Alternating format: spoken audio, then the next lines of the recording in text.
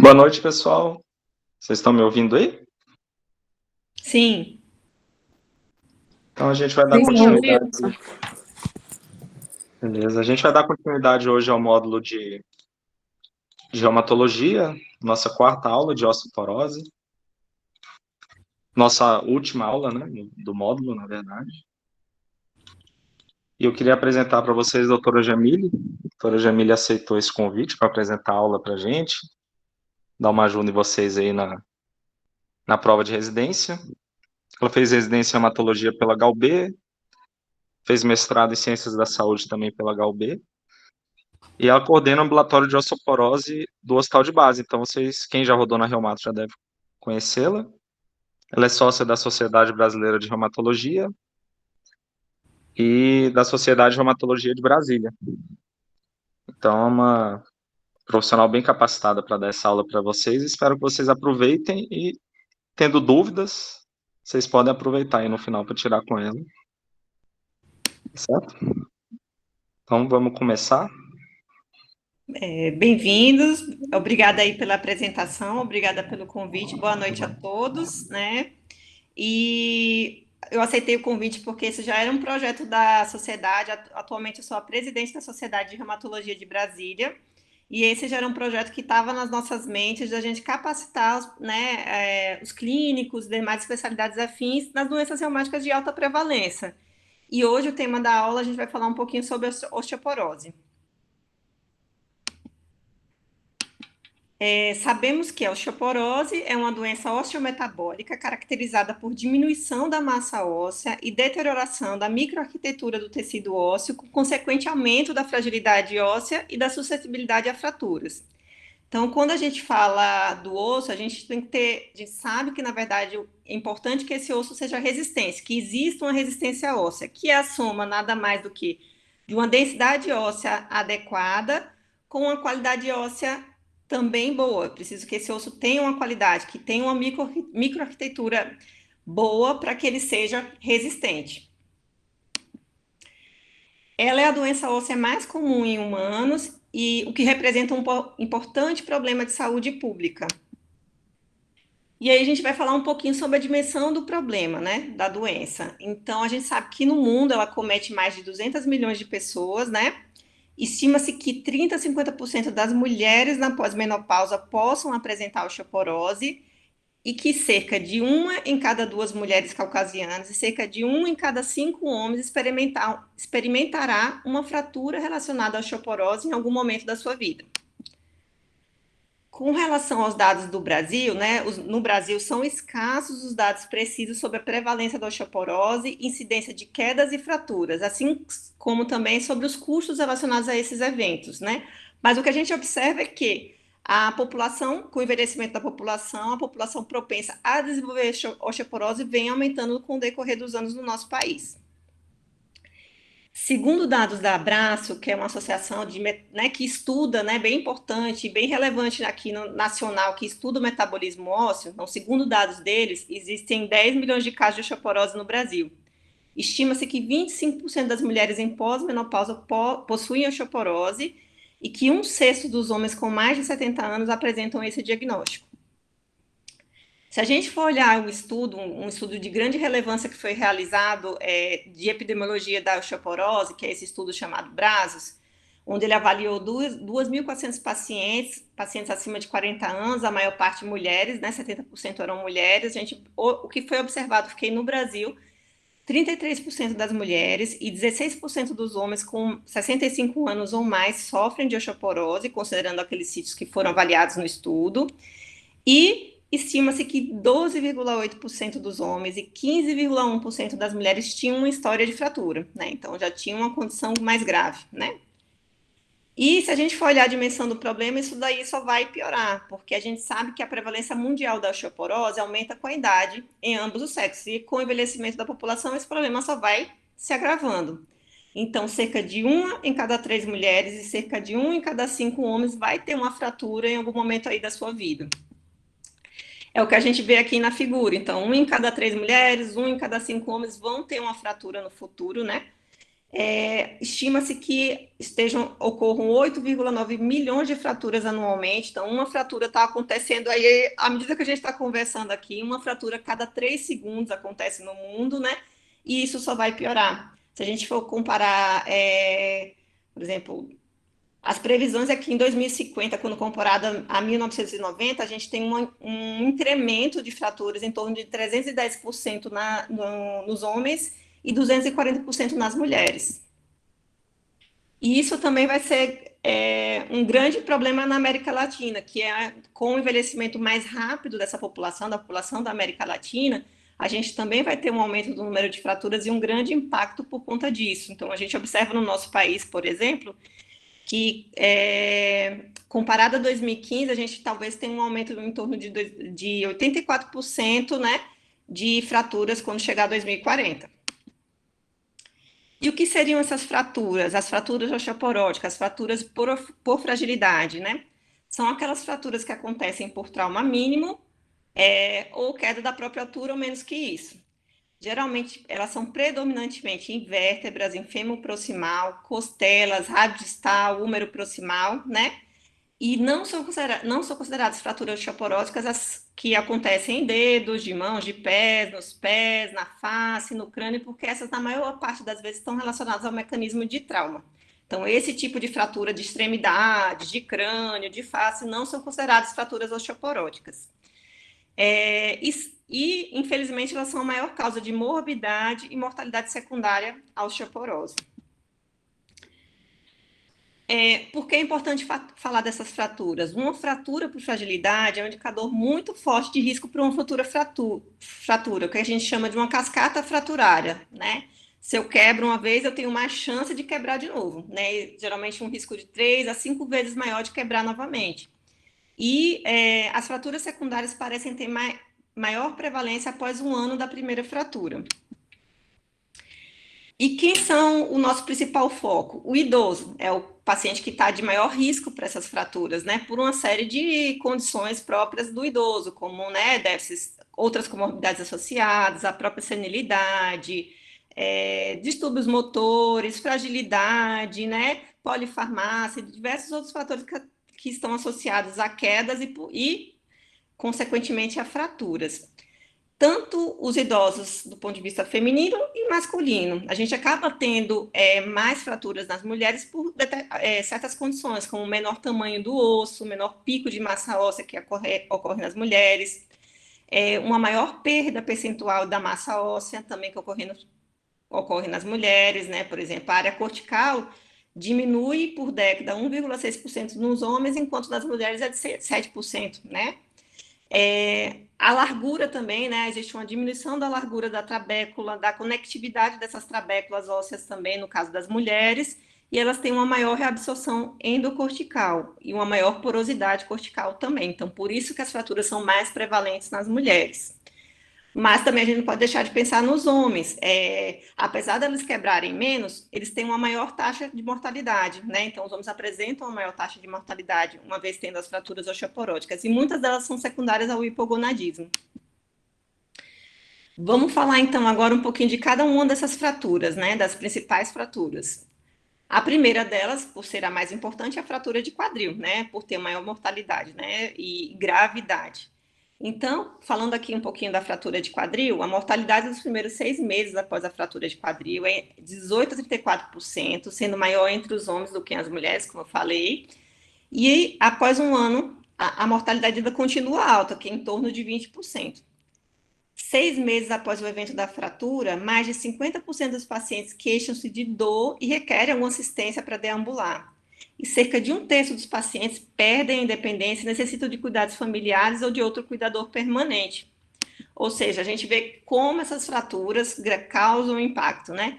E naqueles que sobrevivem, a gente vê diversas condições que perpetuam, que impactam na vida do paciente. Então, 60% vão precisar de assistência um ano depois, 40% tem dificuldade de andar de forma independente, né, sem ajuda, 33% vão precisar de uma assistência, né, de enfermagem domiciliar, né? Muitos morrem, então a mortalidade alta, e 50% das pessoas que tiveram essa primeira fratura tem chance de ter uma nova fratura. Com relação às fraturas vertebrais, sabemos que menos de 1/3 dos pacientes com deformidades vertebrais procuram assistência médica, e uma forma da gente poder fazer o diagnóstico dessas fraturas vertebrais é através da interpretação visual das radiografias e verificação da redução da altura do corpo vertebral. Então, a maioria dessas fraturas vertebrais são assintomáticas, o paciente nem percebe, né? E a gente pode detectar, às vezes, com uma diminuição da altura do paciente, né, nas consultas, mas a maioria delas são assintomáticas, então poucos procuram. E mesmo naqueles que... E 80% dessas fraturas acabam, né, das fraturas osteoporóticas, acabam não sendo diagnosticadas, e mesmo diagnosticadas, elas ficam sem tratamento. Então, apenas 20% dos pacientes, mesmo tendo uma fratura, são tratados, é muito pouco, né? É uma realidade bem complicada. E, uma vez não tratados, acabam tendo uma segunda, uma terceira fratura. Com relação às outras fraturas, a gente observa que estudos mostram que na Europa o risco de uma mulher apresentar fratura de punho é de 15% a 20%, em mulheres acima de 70 anos, né? Outras fraturas também relacionadas à osteoporose, como pelve, costelas, úmero proximal e tíbia, devem ser, né, observadas, questionadas para a gente poder, né, na avaliação desses pacientes. E é isso, poucas pessoas, apenas 5% dos indivíduos que já têm uma fratura são encaminhados para uma avaliação da osteoporose. Passa batido, o paciente continua sem seu tratamento, sem o diagnóstico e com a chance aí de ter novas fraturas. Mais uma vez mostrando, né, que menos de 20%, mesmo tendo passado por algum médico, algum serviço de saúde, menos de 20% são encaminhados para um tratamento para osteoporose, para o diagnóstico, para o tratamento. E isso é no mundo todo, esse gap no tratamento da osteoporose. Então, a gente vê aqui alguns estudos realizados na Europa que mostram, né, que a percentagem de indivíduos que estão no risco de ter fratura, e muitos deles estão aí sem tratamento para a doença, sem seu diagnóstico, sem chance de prevenir essas novas fraturas. E isso tem que ser mudado, esse gap, porque é uma doença que causa impacto clínico, né? A gente sabe que ela interfere na qualidade de vida dos indivíduos idosos. E as complicações clínicas de osteoporose incluem não só fraturas, mas também dor crônica, depressão, deformidade, perda da independência e aumento da mortalidade, como a gente mostrou nos slides anteriores. Então, é o que a gente vai repetindo aí, que já foi visto nos slides anteriores, que a pessoa acaba tendo dor crônica, outras complicações referentes, né, à imobilidade, a dificuldades, as comorbidades adquiridas após a fratura, uma diminuição da performance na realização de suas atividades diárias, não é incomum o medo de cair de novo, e os receios, o receio de uma nova fratura, né? Geralmente muitos ficam dependentes, precisando de cuidados domiciliares, de enfermagem ou de algum familiar, além de um grande impacto econômico também, que a gente vai falar mais para frente. Então, é uma doença que causa grande impacto de qualidade de vida, da performance, da produtividade. Alguns estudos, por exemplo, avaliam o impacto da doença, comparando a osteoporose com outras doenças crônicas, mostram que ela perde para poucas doenças. Então, ela perde para a doença isquêmica do coração, para a demência, para câncer do pulmão, estando ali no top list das doenças que mais impactam aí na qualidade de vida dos pacientes idosos. Também é uma doença que tem um grande impacto econômico, né? Por isso que a gente fala dela, né? Está aqui hoje falando sobre a doença. Então, considerando o envelhecimento da população, os custos com os cuidados nos Estados Unidos deverá subir para, né, 25,3 bilhões de dólares até 2025. A estimativa para 2010 calculou custos em torno de 29 bilhões em 5 maiores países europeus e 38,7 bilhões nos 27 países da União Europeia. O que foi confirmado, a gente vê que realmente o custo foi, em 2010, muito alto na Europa, e também muito alto nos Estados Unidos, né, em torno de 20 bilhões em 2015, e na China também em torno de 11 bilhões. Então, os custos são altíssimos. Com relação ao Brasil, um estudo publicado em 2005 sobre o custo médio da hospitalização por paciente para tratamento cirúrgico da fratura osteoporótica de quadril revelou uma cifra de R$24 mil no sistema privado de saúde brasileiro. Esse estudo mais recente, que é de 2019, que avaliou os custos da osteoporose no Brasil, coloca que os custos anuais com gastos da osteoporose é em torno de 1,2 bilhões.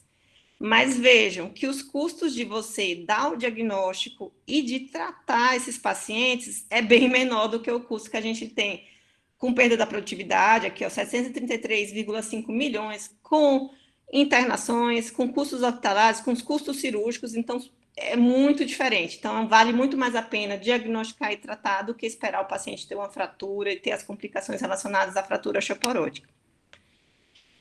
E como a gente faz para evitar essa fratura osteoporótica? A gente tem que entender um pouquinho da fisiopatologia da doença para a gente saber como é que a gente pode agir e modificar essa história, modificar essa história negativa. Então, entendendo um pouquinho da fisiologia clínica do osso, da organização do esqueleto, a gente tem dois tipos, né, mais comuns do osso: o osso cortical, que corresponde a 80% do nosso esqueleto aí, e o osso trabecular, que corresponde a 20%. O colo femoral, nosso principal representante do osso cortical, e a coluna lombar do osso trabecular. O osso trabecular tem um metabolismo maior do que o cortical. É por isso que é comum a gente ver as primeiras perdas na coluna, né, quando a gente faz a densometria. Então, sempre está pior na coluna do que, às vezes, no quadril, quando a gente faz as primeiras densometrias, porque ele tem esse metabolismo maior, né? E estima-se que ao longo da vida a mulher perca 35% do osso cortical e 50% do osso trabecular. 50% na menopausa. Também sabemos que o osso é composto de uma matriz orgânica, que são as células de revestimento, componente mineral, cujos principais minerais são o cálcio e o fósforo, e existe um componente celular, que corresponde aos osteócitos, osteoblastos e osteoclastos.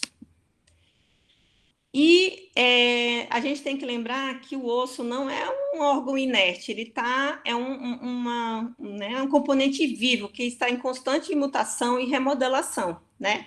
Porque ele precisa estar mantendo esse turnover, mantendo essa remodelação no intuito de reparar os microdanos que acontecem, né? Diariamente, a gente sempre vai ter pequenos microdanos do dia a dia, e a gente precisa que exista esse ciclo de remodelação para reabsorver os microdanos e formar osso novo, e também porque a gente sabe que o osso, por a gente ter 99% de cálcio ali no nosso osso, ele é muito importante essa reabsorção, essa remodelação óssea na homeostase do cálcio. Então, é uma estrutura viva, uma estrutura que está em constante processo. E esse processo de remodelação é super importante. Acontece, então, na verdade, existe um aumento de repouso do osso, seguido de uma ativação, de um recrutamento dos osteoclastos, diferenciação desses osteoclastos de ativação. Então, a gente tem uma fase de reabsorção óssea, né? Com ativação desses osteoclastos e tudo mais. E aí a gente passa depois, um período, depois que acontece essa reabsorção, uma inativação, ocorre a apoptose, né? E remoção desses osteoclastos. Então, a gente entra numa fase de reversão, onde aí entram, onde são recrutados os osteoblastos, né, onde eles sofrem diferenciação, ativação, formam o osso novo, que vai ser mineralizado, e aí a gente tem uma nova estrutura óssea formada e uma nova fase de repouso. Então, isso está em um constante ciclo, né, nas suas seguidas fases. E a gente sabe que, na verdade, todo esse processo de remodelação ocorre por meio de uma regulação hormonal, uma regulação imunológica, que a gente vai falar mais para frente, e também mediado por várias vias de sinalização e intercelulares, tá certo? Intracelulares, intracélula e intracelulares também. Dos hormônios, a gente tem que citar aqui, né, os principais hormônios envolvidos aí no metabolismo ósseo, que seriam o PTH, a vitamina D e a ação também do FGF23. Então, a gente sabe do papel do PTH agindo no osso, no recrutamento de cálcio, né, ele age diretamente, aumentando a reabsorção óssea, recrutamento de cálcio para homeostase óssea, age também no rim, né, no rim ele age aumentando a absorção, né, de cálcio, né, então o cálcio urinário, então a gente acaba impedindo, né, a secreção do cálcio e aumentando a reabsorção do cálcio urinário e excreção do fósforo urinário, e também a transformação da vitamina D na sua forma ativa. E, indiretamente, essa vitamina D na sua forma ativa, que é um calcitriol, vai agir no intestino, aumentando a absorção intestinal de cálcio no intestino, né? Então, tudo isso aí regulando o metabolismo ósseo do ponto de vista aí hormonal. E a gente tem um feedback negativo, que é regulado aí pela FGF23, então influxos, quando a gente já tem um influxo maior de cálcio, isso estimula, né, a produção da FGF23, que regula, faz um feedback negativo, produzindo menos PTH, que aí vai recrutar menos cálcio, diminuindo os níveis da vitamina D, né, que também vai recrutar menos cálcios, e também acaba excretando mais cálcio, né, na parte renal. Então, vai agir tanto no rim, quanto no osso, quanto na paratireoide, fazendo um feedback negativo, né, da outra via. Também, do ponto de vista hormonal, a gente tem um papel importante aí dos estrógenos nesse ciclo de remodelação óssea, no metabolismo do osso, né, e por isso que na mulher pós-menopausa, onde a gente tem uma diminuição dos estrógenos, a gente vai ter, por conta dessa diminuição dos estrógenos, uma ativação do RANK ligante, que é uma citocina inflamatória derivada da família do anti-TNF, e esse RANK ligante, uma vez ligado ao RANK presente nos osteoclastos, faz com que a célula precursora do osteoclasto se transforme no osteoclasto maduro e aumenta a reabsorção óssea, que é o principal mecanismo da osteoporose pós-menopausa. Então, a gente tem, PTH, vitamina D, estrógenos, né, causando e modulando esse ciclo aí de regulação de homeostase óssea. Também temos vias imunológicas, né, já bem conhecidas, que são a via, né, RANK ligante e osteoprotegerina. Tem um papel importante na fisiopatologia também desse ciclo de remodelação óssea. Então, a gente sabe que, na verdade, várias citocinas e vários fatores estimulam a expressão do RANK ligante ou liberação dele no meio externo por meio do osteoblasto, né? E o RANK ligante, quando tem a interação com o RANK, é o que a gente falou, a célula precursora do osteoclasto se torna um osteoclasto ativo, e aí isso aumenta a reabsorção óssea, já que o osteoclasto é a principal célula responsável pela reabsorção. Aí existe a regulação, né, o feedback negativo, que o próprio osteoblasto produz uma proteína que é a osteoprotegerina, que vai atuar aqui impedindo a ligação do RANK com o RANK ligante, e, portanto, aí a gente vai impedir, né, a formação do osteoclasto maduro, diminuindo a reabsorção óssea. Então, essa é a via imunológica, né? E a gente tem hoje tratamentos para osteoporose que surgiram a partir do conhecimento aí dessa via, da importância desse mecanismo imunológico no metabolismo aí do osso. Também já é conhecido da gente essas vias de sinalização, as vias de sinalização WNT e sua contravia, né, o antagonista, que são as vias DKK1 e esclerostina. Então, a gente observa que no osteoblasto, né, a gente vai ter a proteína WNT, e a proteína WNT vai se ligar aos seus receptores, que é dessa família aqui, né, esse receptorzinho, e de um correceptor que está presente no osteoblasto, que é esse receptor LRP5/6, né? Uma vez essa proteína se ligando ao receptor Frizzled, com esse outro correceptor, isso vai ativar, né, a sinalização intracelular dessa via, que é a via Wnt, que é uma via que estimula a formação óssea, né, a produção de osso novo. E a gente tem os antagonistas que seriam a esclerostina e a via e moléculas, né, que é a esclerostina e DKK1, que na verdade vão competir por esse sítio aqui de ligação do WNT, né? A esclerostina, por exemplo, é produzida pelos osteócitos, né? E aí eles vão regular de forma negativa, né? Aumentando, impedindo essa via de formação óssea e aumentando a reabsorção óssea. Então, é o feedback negativo aí dessas vias aqui. Então, também foram, a partir do conhecimento dessas vias de sinalização intracelulares aqui, também estão sendo produzidas novas drogas. Uma delas é um anticorpo também contra a esclerostina, impedindo com que ela faça competição, né, nos sítios de ligação da proteína WNT, e dessa forma a gente consiga formar osso.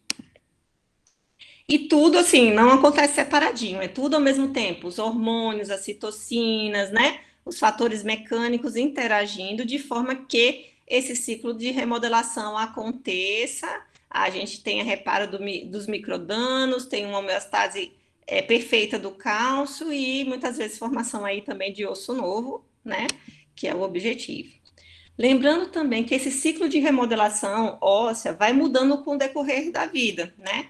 Então, a massa óssea humana muda ao longo do ciclo de vida, né, do esqueleto. Então, a gente tem, na verdade, quando a gente é mais novo, criança, adolescente, adulto jovem, uma maior tendência a uma formação, né, um desequilíbrio. Então, existe mais formação, a gente ganha mais osso do que um quadro de reabsorção, até a gente chegar nos nossos 20, 35 anos, que aí a gente tem um platô entre formação e reabsorção óssea, e, infelizmente, a partir dos nossos 30 anos, a gente começa a ter um predomínio da reabsorção óssea, né, que costuma ser lento, mas quando chega na menopausa, né, com a perda dos estrógenos, como a gente falou e tudo mais, essa perda começa a ser bem acelerada e bem acentuada, especialmente nas mulheres, né?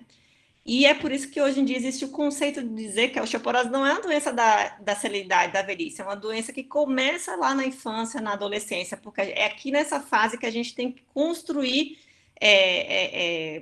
esse pico, né? Construir a nossa, vamos dizer, poupança óssea para que a gente tenha essa poupança, uma grande quantidade aí de massa óssea, do pico de massa óssea e menos chance, tendo em vista que a gente tem uma poupança óssea, menos chance de desenvolver a osteoporose aí no futuro.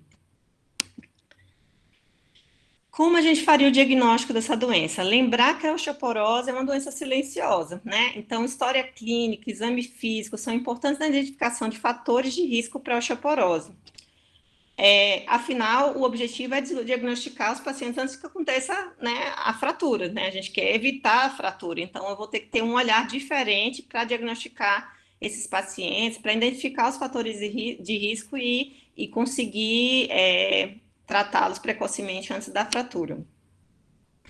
E, portanto, para isso, suspeitar é fundamental. Eu tenho que estar sempre atenta ao paciente que vai chegar no nosso consultório aos fatores de risco relacionados à osteoporose, que seriam sexo, né, uma doença que acomete bastante mulheres, a idade, né, então uma doença que costuma acontecer aí na senilidade, eu vou ter que ter um olhar atento nas mulheres também pós-menopausa, raça, mais comum na raça caucasiana, história de menopausa precoce, ou deficiência estrogênica, o peso, o status nutricional, então, na verdade, é uma doença que está associada a um baixo peso, a um baixo MC, se o paciente já tem uma história de fratura de baixo impacto prévia, se tem história de familiar de osteoporose, se os pais tiveram fratura, né, um fator de risco importante, sedentarismo, tabagismo, etilismo, medicamentos que possam induzir, né, a doença, induzir a osteoporose e outras doenças associadas. Tudo isso eu tenho que ter um olhar, né, e avaliar nos pacientes. E mais uma vez mostrando os fatores de risco. Com relação aos medicamentos associados, a lista é grande, então a gente sabe, talvez no nosso meio, um dos grandes medicamentos usados por diversas especialidades, pneumo, gastro, reumato, né, dermato, seriam os glicocorticoides, então a gente tem muito cuidado, um olhar bem atento para os pacientes que fazem uso de corticoides de forma crônica, né, e o risco deles desenvolver osteoporose, as medicações anticonvulsivantes, os inibidores da aromatase, né,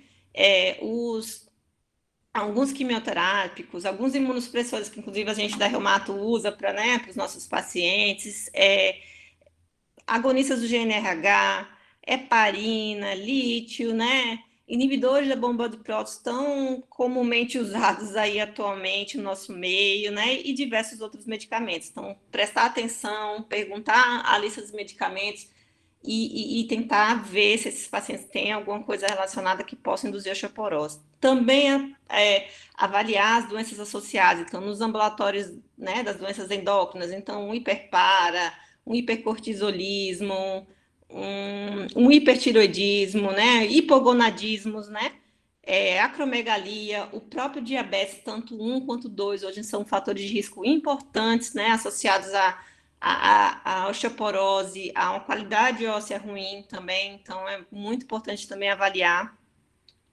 E outras causas nutricionais, gastrointestinais, então, distúrbios absortivos, alcoolismo, né?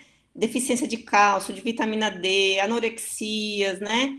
doenças hepáticas crônicas, onde a gente tem problemas, né, na metabolização de vitamina D, todas essas doenças e outras, né, aqui coloco algumas doenças pulmonares, as próprias doenças reumáticas inflamatórias, ou seja, eu vou ter mais risco de desenvolvimento de osteoporose nos pacientes que têm artrite reumatoide, que têm lúpus, que têm espondilite anquilosante e diversas outras aí, mieloma múltiplo, né? Então, tudo isso a gente tem que ter um olhar e suspeitar e colocar esses pacientes aí, né? Avaliar esses riscos para poder tentar chegar no diagnóstico antes da fratura. O exame físico também é importante, então avaliar esse paciente em termos de estatura, é um idoso que está vindo nos meus consultórios e está perdendo altura, é um idoso, né, com baixo IMC, tem já uma hipercifose, daquelas hipercifoses bem características de osteoporose, né, que confere talvez uma fratura aí por insuficiência na coluna vertebral, abdômenes protusos, outras deformidades esqueléticas que possam sugerir, né, às vezes você vê o idoso com uma alteraçãozinha já no punho, conferindo uma queda, uma fratura de Colles, né, e sinais físicos aí de doenças associadas à osteoporose, né. O diagnóstico da osteoporose ele pode ser clínico, no caso dos indivíduos que já têm uma fratura, que é o que a gente não quer, né, dar o diagnóstico, né, mas pode ser clínico, e também pode ser estabelecido com base na medida da baixa densidade mineral óssea pela densitometria óssea, né, pela densitometria óssea. Então é isso, a gente faz o diagnóstico se o paciente tem uma fratura de quadril, se tem uma fratura, se ele tem um osteopenia, uma fratura por fragilidade, através do risco muito alto pelo FRAX e, obviamente, pela densitometria óssea, né? A gente tem que encaminhar esses pacientes, né, para avaliação densitométrica.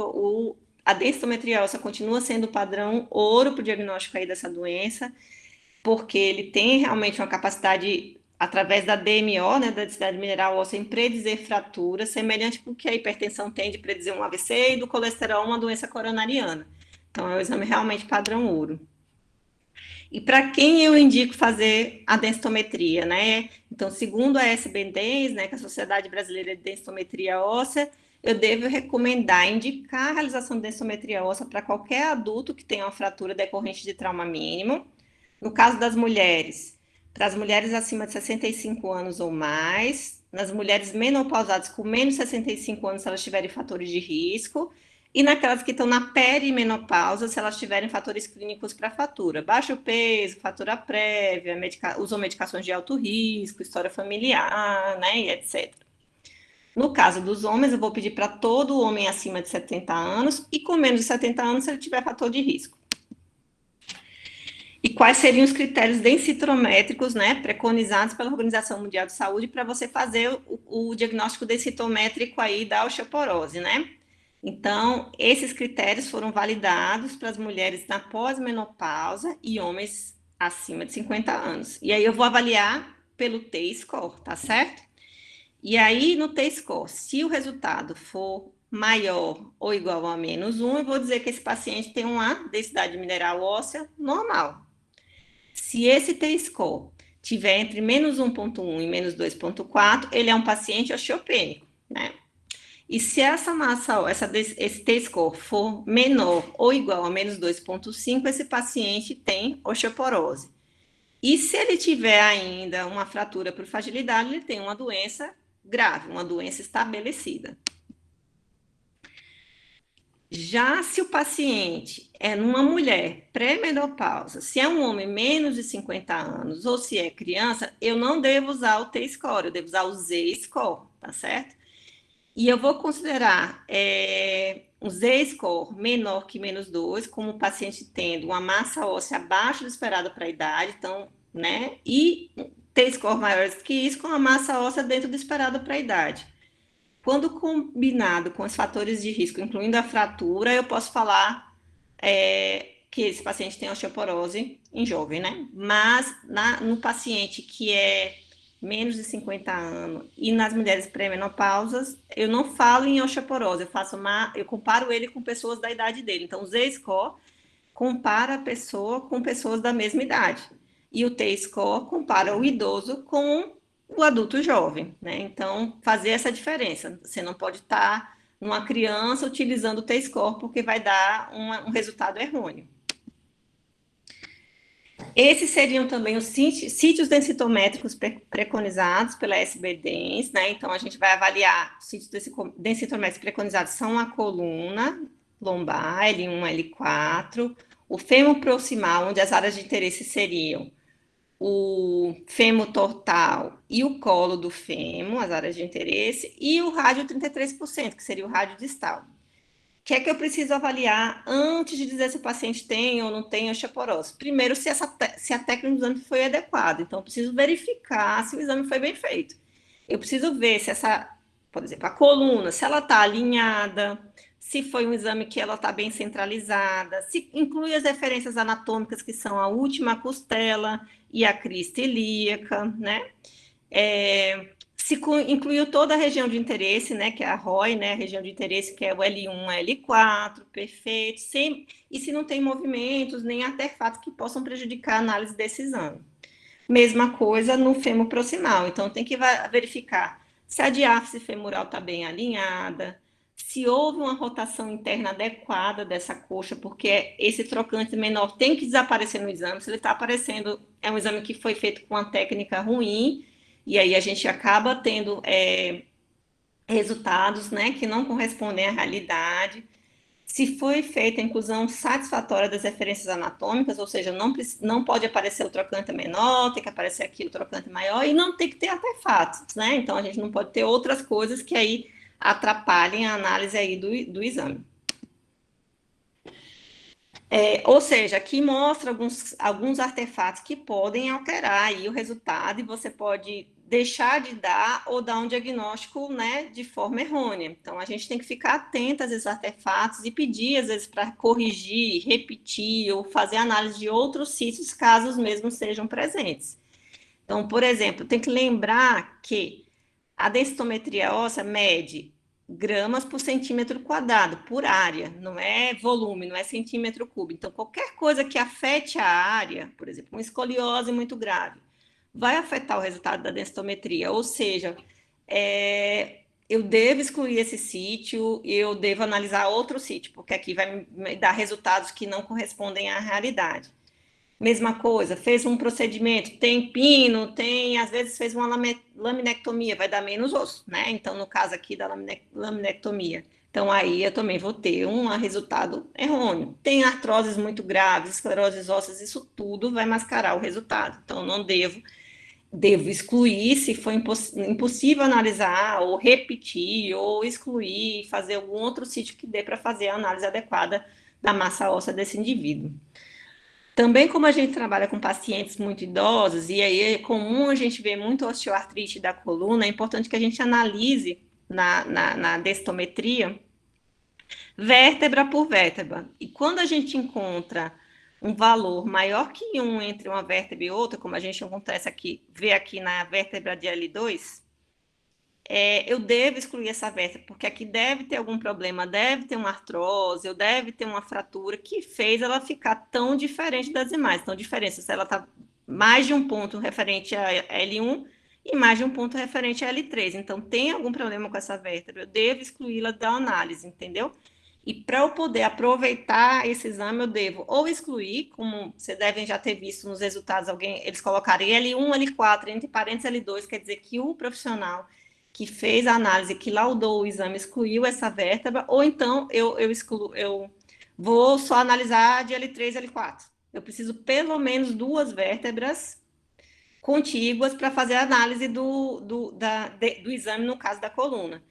Se não der para analisar, eu excluo a coluna e, por exemplo, vou fazer um rádio 33. Se ele tiver pino, se tiver alguma coisa, se tiver muitas diferenças, cada um é 3, outra é 6, outra, eu vou excluir esse sítio e vou avaliar ele de outra forma. E por que fazer isso? Porque às vezes você dá laudos errados. Por exemplo, se eu não excluísse L2 aqui e fosse olhar L1, L4, o paciente só é osteopênico.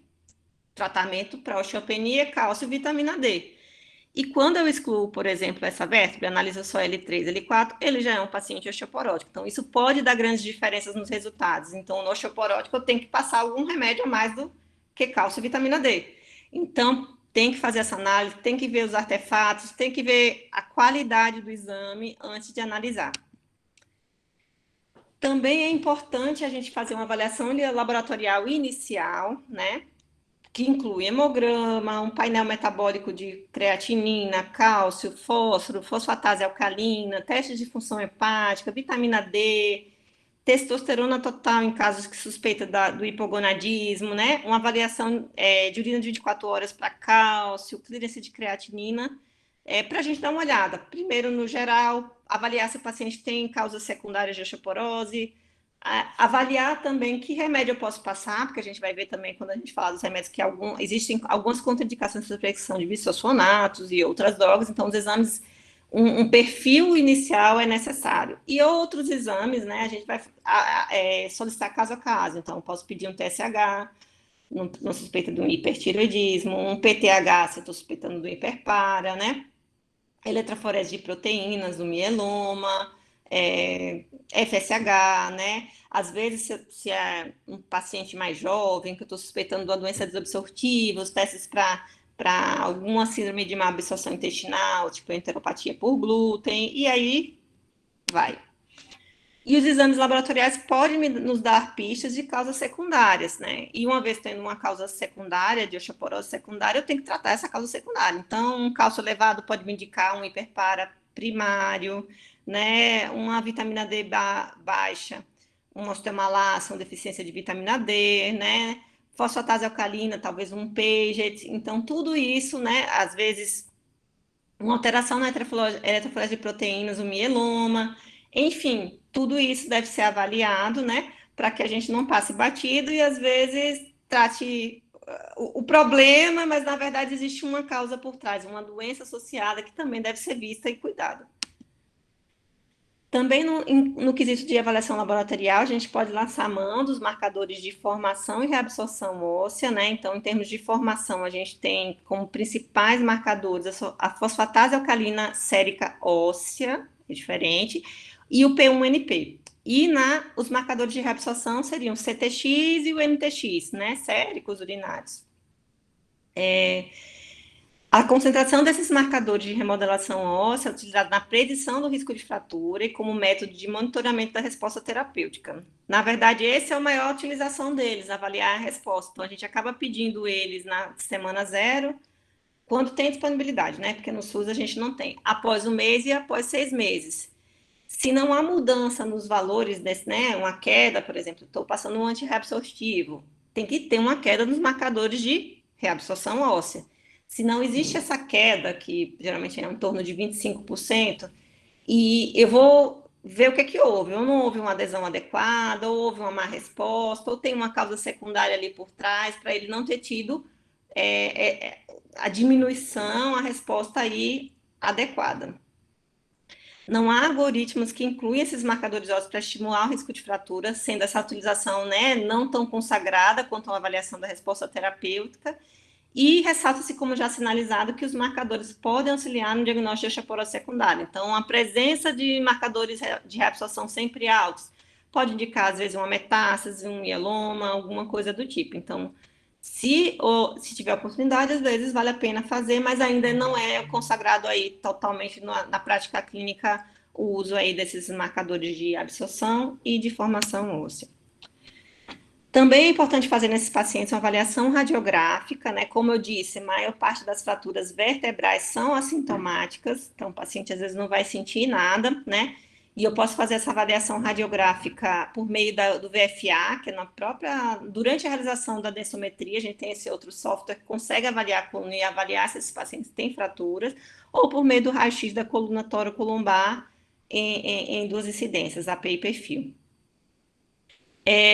Nos ambulatórios, como a gente mora aqui em Brasília e tem acesso, felizmente, ao raio-x, a gente acaba pedindo sempre na primeira avaliação do paciente com suspeita de osteoporose, como eu disse, tem as fraturas assintomáticas, mas às vezes isso não é possível, então em que situações eu não posso realmente deixar de pedir essa avaliação radiográfica? Nas mulheres, né, acima de 70 anos e homens acima de 80 anos, com T-score menor que -1, naqueles que têm T-score menor que 1,5, se eles tiverem 65 e 70 anos, e quem já está perdendo estatura, né?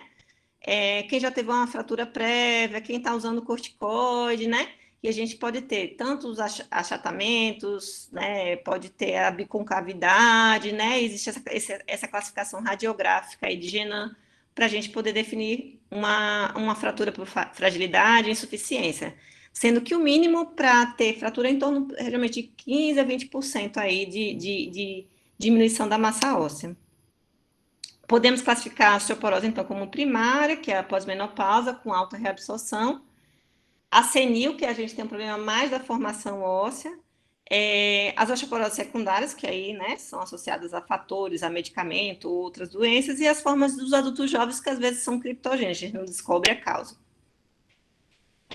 E passamos, então, uma vez classificando a doença, vendo se é uma causa, se é secundária, avaliando os exames, avaliando a densitometria, avaliando o raio-x desses pacientes, em quem a gente deve fazer, né, esse tratamento. A gente deve instituir o tratamento para os indivíduos com risco de desenvolver osteoporose, né? Então, a gente deve fazer medidas de intervenção que devem ser adotadas para prevenção, para que ele não evolua, né, para a doença. Então, por exemplo, osteopênicos, outros que estão em risco. Para indivíduos que já apresentam, né, densidade mineral óssea baixa, já apresentam fraturas, o tratamento deve ser realizado a fim de prevenir uma perda óssea adicional e assim reduzir o risco da primeira ou da segunda fratura. E o tratamento consiste de medidas não farmacológicas e medidas farmacológicas. As medidas não farmacológicas são para todos os pacientes, os osteopênicos, os de risco e os que já têm osteoporose densitométrica. Então, quando a gente fala em tratamento não farmacológico, a gente inclui aqui a suplementação de cálcio, de vitamina D, a recomendação de atividade física, reabilitação pós-fratura, o reconhecimento e interrupção dos fatores de risco, como etilismo e tabagismo, prevenção de quedas, tudo isso é super importante, tão importante quanto o tratamento medicamentoso. Vamos falar de cada um deles aqui rapidamente. Então, em relação ao cálcio, o cálcio é o macromineral mais abundante do corpo humano, correspondendo de 1 a 2% do peso corporal. Desse montante, 99% concentram-se nos ossos. O magnésio também é importante, é menos importante do que o cálcio, mas é também um macromineral que faz parte, né, faz parte desse metabolismo ósseo aí. E ele é essencial para o funcionamento da paratireoide e da glândula responsável pela secreção do paratormônio. Diversos alimentos de origem animal e vegetal são fontes de cálcio, né? E a biodisponibilidade do mineral na dieta afeta diretamente o seu grau de absorção. E como a gente sabe, as apresentações animais, né, leite, seus derivados, né, leite e derivados tem uma maior biodisponibilidade do que as vegetais, na verdade, né? Lembrando também que a absorção do cálcio depende de um pH ácido e ocorre por duas vias. Então, é por isso que a gente geralmente usa o cálcio junto com as refeições, né? Porque a gente precisa que exista um pH ácido para ter uma maior absorção do mesmo. E ocorre a absorção por duas vias. Uma transcelular, que é no duodeno, é uma absorção ativa e saturável. Isso também explica, né, essa saturação, o fato de ser saturável, porque a gente não pode usar tudo de cálcio só numa tomada, a gente tem que dividir as tomadas para que aconteça essa maior absorção, já que é uma via saturável. E essa via é um processo dependente do hormônio do calcitriol, né, que aumenta essa absorção aí do cálcio no intestino. E tem a absorção paracelular, que ocorre na metade inferior do intestino delgado, e é uma via passiva e não saturável. Então, também lembrar das interações nutricionais de cálcio, cerca de 30% do cálcio da dieta é biodisponível, e as apresentações, né, os derivados minerais, o leite, o queijo, o iogurte, são mais biodisponíveis do que os vegetais e folhas verdes, né? Os vegetais e folhas verdes são ricos em cálcios, porém, há de se atentar quanto ao teor total e ao que é efetivamente absorvido, já que a presença dos fitatos, dos oxalatos, diminui essa absorção. Também dietas ricas em cloreto de sódio, né, o que acontece bastante aí no nosso meio, né? Então, o que se fala é que dietas acima de 2 gramas aí de sódio já interferem também na absorção do cálcio.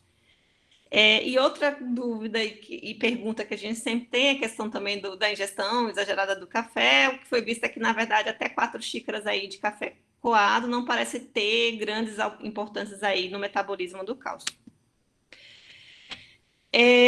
Também mostrando aqui o panorama, se a gente pegar pela IOF, né, que é a International Osteoporosis Foundation, então a gente observa que, do ponto de vista do panorama do consumo de cálcio mundial, o Brasil não está, né, bem listado aí, não está na top list aí do consumo de cálcio, então a média do consumo brasileiro é de 505 miligramas dia de cálcio, então a gente, né, não está legal aí no panorama, a gente tem uma dieta insuficiente, né, em cálcio, na maior parte das vezes, a média da população brasileira.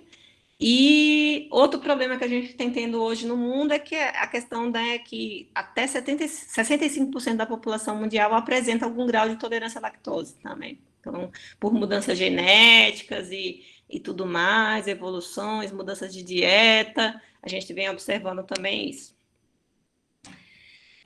A gente deve calcular, né? A gente tem hoje em dia também disponíveis no site da Abraço, que é essa entidade que estuda metabolismo ósseo, a gente tem calculadoras de cálcio, né? Então a gente tem que avaliar se nosso paciente é do grupo que, né, que ingere pouco ou que está realmente com uma quantidade de cálcio em ingestão diária suficiente aí para manter um bom metabolismo ósseo.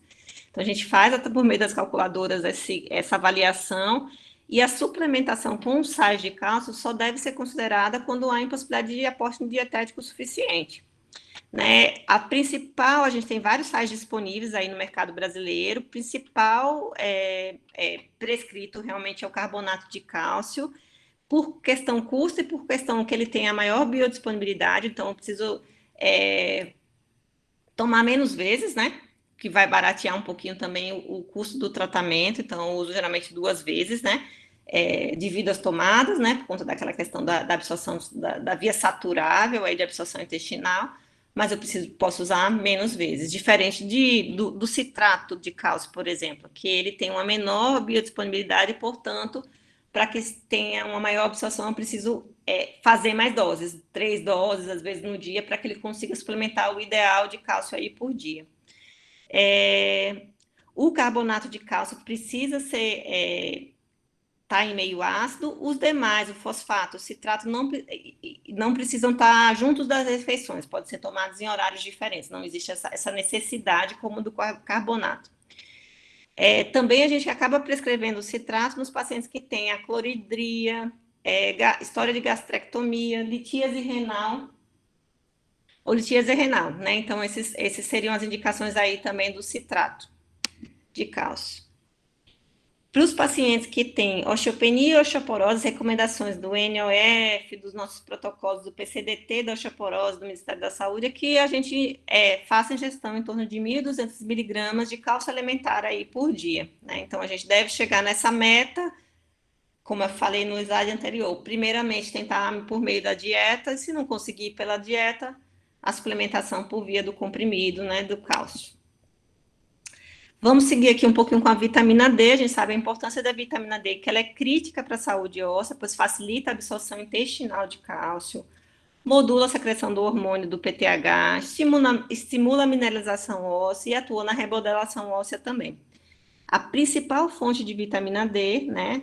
Ele é um derivado do colesterol, né? Então, a principal fonte de vitamina D é a conversão que acontece, né? A primeira conversão da forma ainda inativa e da vitamina D na pele, então 80% do total da vitamina D, e pouco da vitamina D a gente consegue por meio de fontes outras, né, alimentares e etc.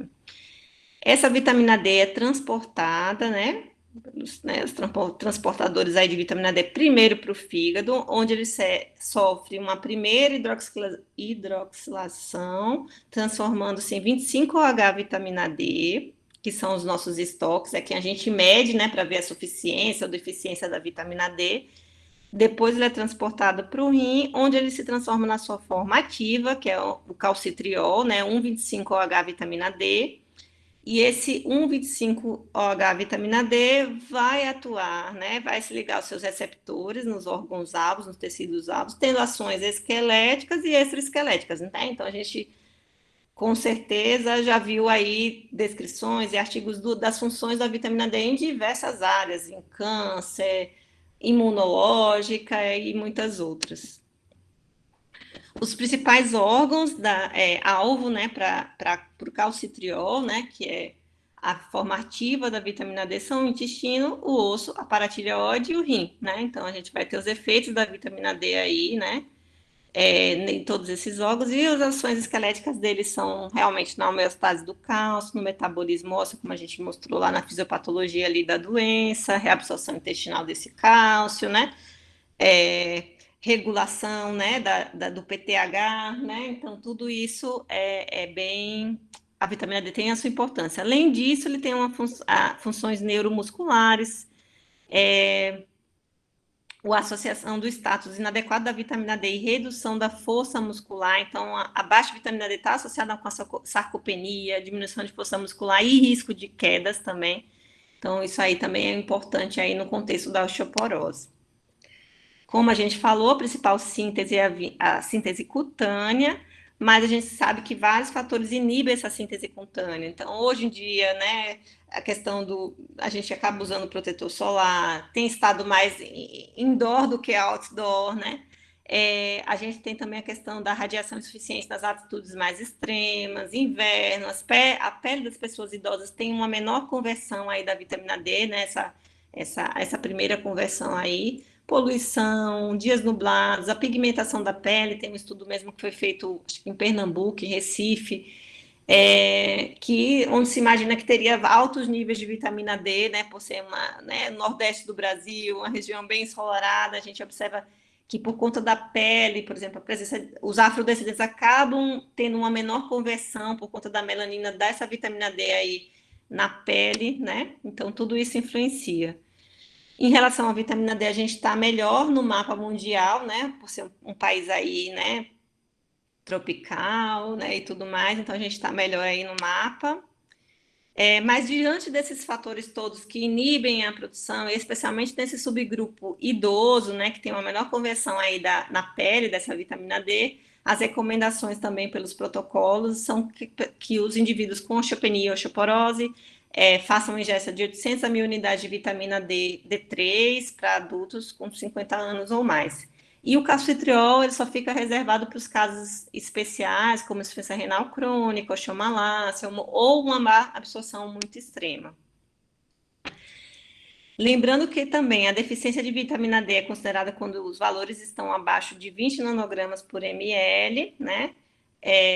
Para a nossa população de risco, que é a população osteoporótica, tem que manter níveis acima de 30, entre 30 e 60, e não precisa também ser usos exagerados, né? Quando esses valores estão próximos a 100, existe um risco de intoxicação e das complicações, que a gente também está vendo aí com essas doses aí que estão sendo passadas de forma exagerada aí da vitamina D.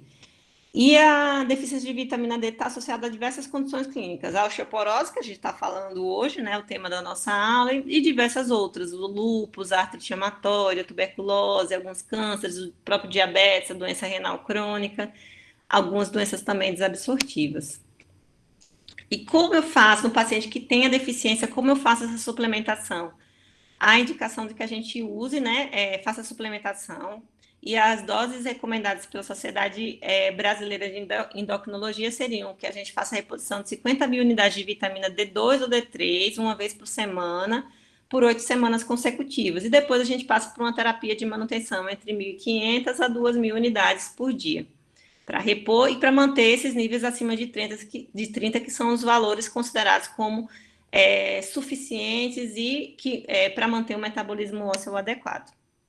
Então, resumindo, cálcio e vitamina D diminuem esse hiperparatiroidismo secundário e o risco de fratura de fêmur proximal, particularmente em idosos. Então, faz parte do tratamento aí da osteoporose, medidas não farmacológicas. E com relação à vitamina K, hoje em dia toda hora alguém fala assim, vamos tomar cálcio com K2, cálcio com magnésio K2. Então, em relação à vitamina K, os estudos para avaliar os efeitos dessa suplementação com vitamina K sobre o risco de fraturas apresentam ainda baixa qualidade, vieses metodológicos, portanto, ainda não há evidências que justifiquem a suplementação rotineira para prevenção ou tratamento da osteoporose, a não ser nos casos que a gente observa uma deficiência comprovada mesmo de vitamina K. Então, por enquanto, seriam os sais básicos de cálcio e a vitamina D. Não existe uma necessidade absoluta aí de que eu reponha cálcio, magnésio, K2 e nada.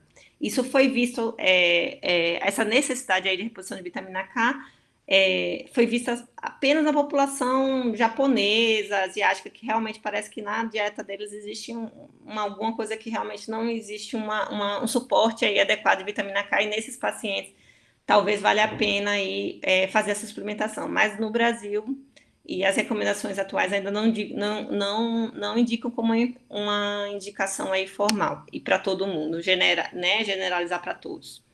Exercício físico também é importante a gente recomendar para todo mundo, né? Já que o fortalecimento muscular reduz o risco de quedas e fraturas, né? E pode promover um modesto aumento da densidade óssea. Então, exercícios como caminhada, corrida, tai chi, subida de escadas, dança, são atividades físicas nas quais os ossos e músculos trabalham contra a gravidade. Isto, né, é interessante para o paciente com osteoporose. Para a recomendação do exercício físico, para a prescrição, é preciso fazer uma avaliação funcional desses pacientes, uma abordagem multidisciplinar das comorbidades, da capacidade física desse doente, né, para fazer uma prescrição aí individualizada. E se dá preferência, é importante que a gente estimule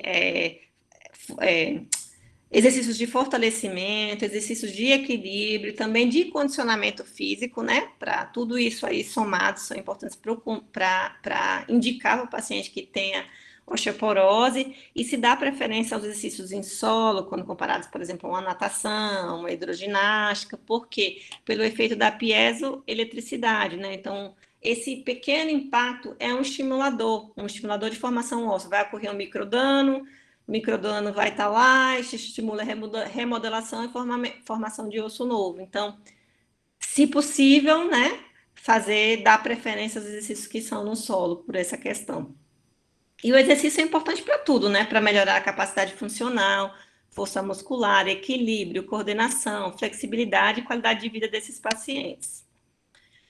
Também é importante a reabilitação, tem que ser aguda logo no início, né? Então, é importante nesses pacientes que tiveram fratura e no seu pós-fratura, que a gente já controle dor desses pacientes, usando analgésicos ou meios físicos, como termoterapia, hidroterapia, né? Lembrando que a gente não deve usar os meios físicos que causam calor profundo, né? Nos pacientes que têm prótese metálica e tudo mais. Também é importante fazer liberações miofasciais, né? Recomendação de órteses, então, né? Uso de bengalas de forma apropriada, às vezes uso de algum colete, né? Sendo que no quesito coletes, lembrar de orientar que não seja por tempo prolongado, para evitar posturas viciosas, atrofia de musculatura, né? Esses usos prolongados. Outra medida não farmacológica de grande relevância é a prevenção de quedas, né? Cerca de 1/3 das pessoas acima de 65 anos e metade daquelas acima dos 80 sofrem ao menos uma queda anualmente. Quase 1/3 necessita atenção médica e 5% ocorre uma lesão mais grave ou fratura. E em 1% ocorre a fratura de fêmur, né? Que é a mais temida e a menos desejada aí, né?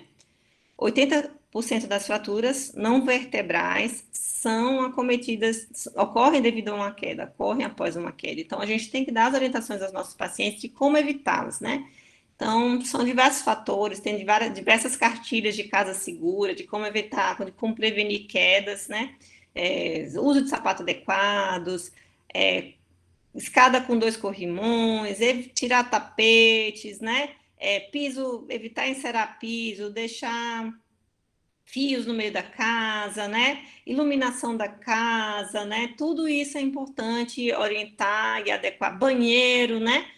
Usar, às vezes, tapetes antiderrapantes, tudo isso é importante orientar para o nosso paciente, adequar para prevenir as quedas.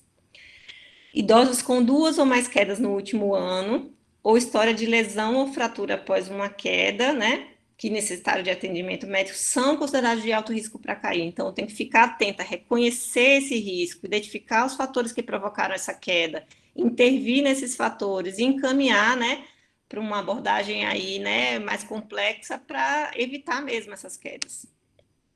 Existem fatores intrínsecos, como a gente mostrou também no início da aula, comorbidades, medicamentos, problemas cognitivos, da marcha, sensoriais, que fazem esses indivíduos, né, cair, e esses fatores extrínsecos que são modificáveis e a gente pode, né, melhorar para que esse paciente não caia. Lembrando também que a sarcopenia, que também está associada à baixa vitamina D, são muito importantes aí, que a gente deve tentar melhorar, e é uma coisa que está muito associada aí a quedas, né? Essa perda de massa muscular, de força muscular que acontece com a idade. Então, o exercício físico, a suplementação da vitamina D, tudo isso, né, ajuda ao paciente a minimizar esse efeito, que é um próprio efeito aí da serenidade, né?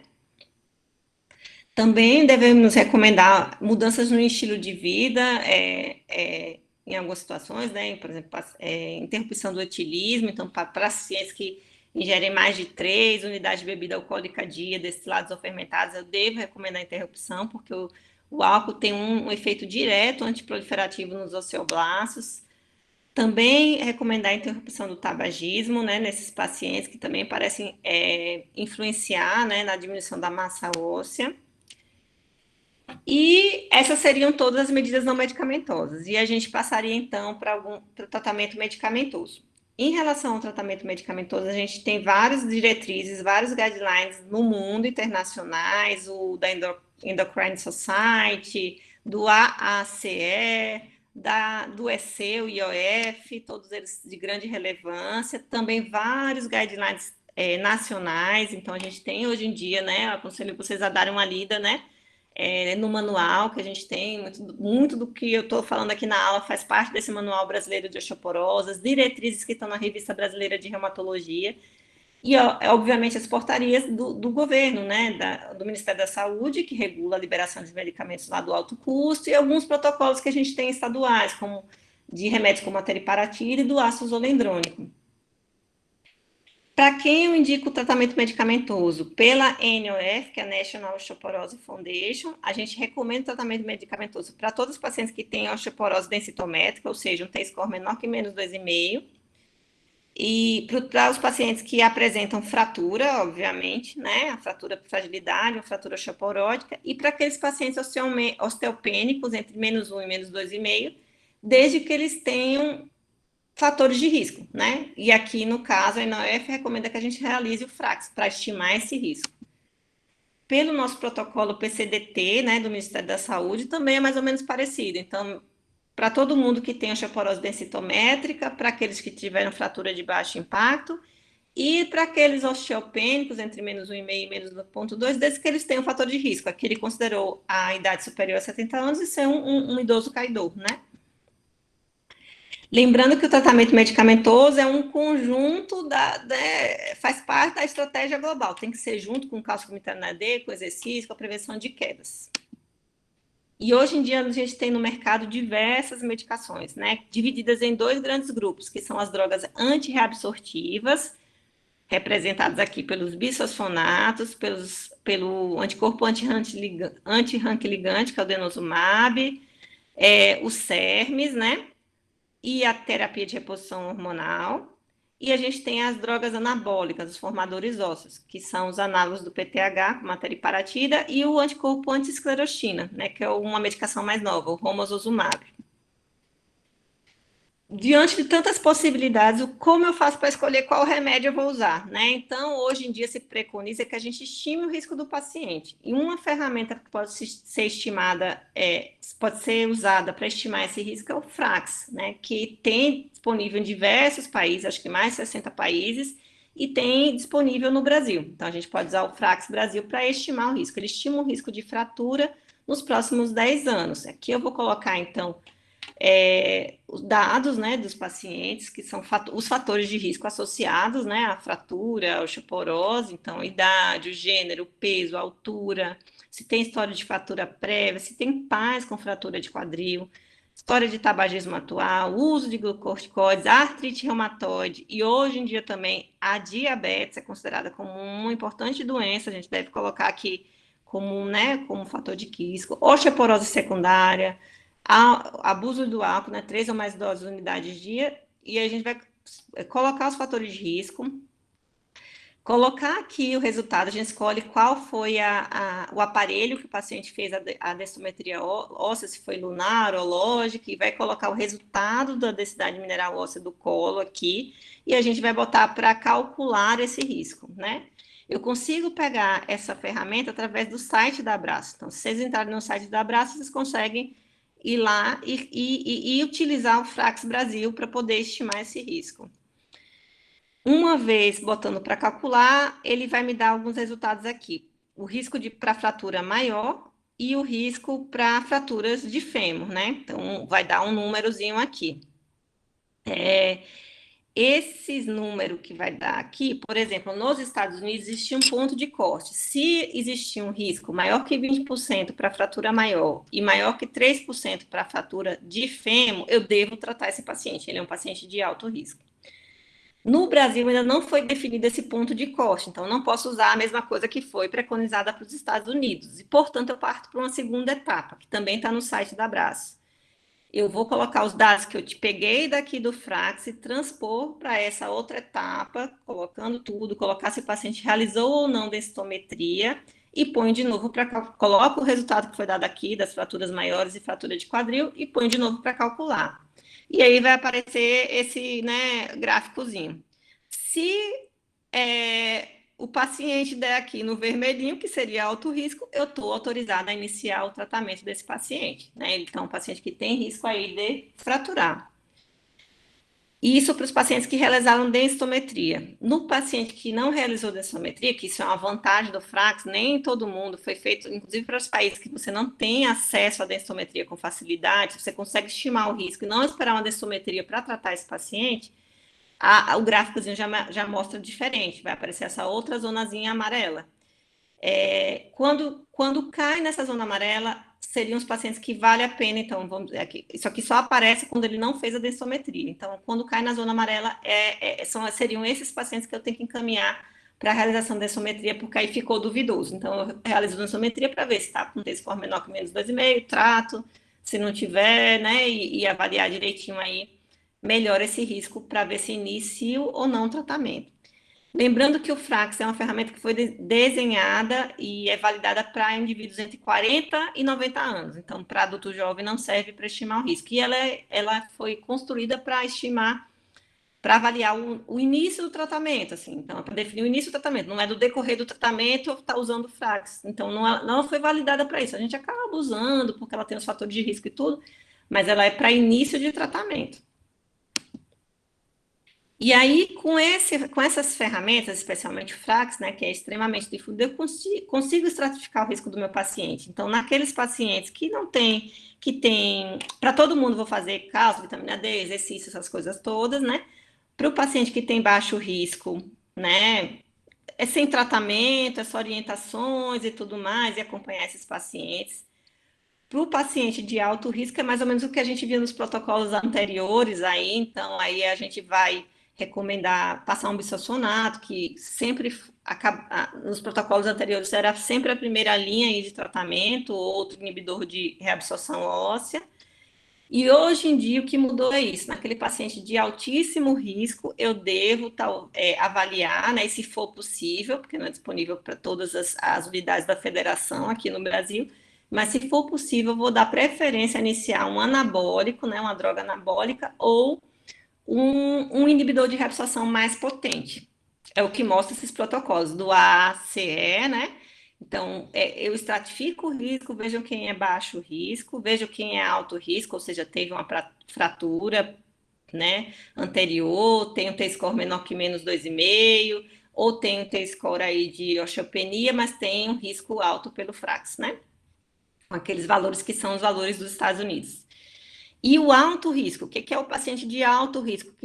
O que mudou dos outros protocolos para agora é isso. O paciente de alto risco é aquele que teve uma fratura osteoporótica dentro de um ano, né, com menos de 12 meses, múltiplas fraturas, que fraturou em vigência do tratamento para osteoporose, que usa alguma medicação que pode causar, então, pode causar dano aí para a massa óssea, o glicocorticoide, sei lá, um anastrozol, né, essas medicações aí, os bloqueadores hormonais, que tem um T-score muito baixo, considerado um T-score menor que -3, e que tem um alto risco aí pelo FRAX. Então, esses daqui, hoje em dia, pelos novos protocolos, a gente pode lançar a mão e começar algum formador ósseo aí para esses pacientes, né? Ou, como os análises do PTH, teriparatida e abaloparatida, sendo que a abaloparatida eu não tenho no Brasil.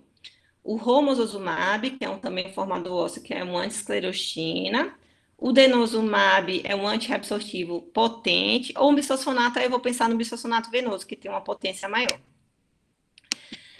Os antirreabsortivos, então, a gente vai falar dos bisfosfonatos, que são os mais conhecidos, né? Que a gente lança a mão deles todos os dias. Então, eles são análogos estáveis do pirofosfato endógeno, possuem alta afinidade pelo osso mineralizado, e a função dele é, inibindo essa enzima aqui, a farnesil pirofosfato sintase, promover a apoptose dos osteoclastos. Ou seja, promovendo essa apoptose dos osteoclastos, eles acabam sendo inibidores potentes da reabsorção óssea. Quando associados ao cálcio e à vitamina D, eles promovem uma redução importante no risco de fratura, né?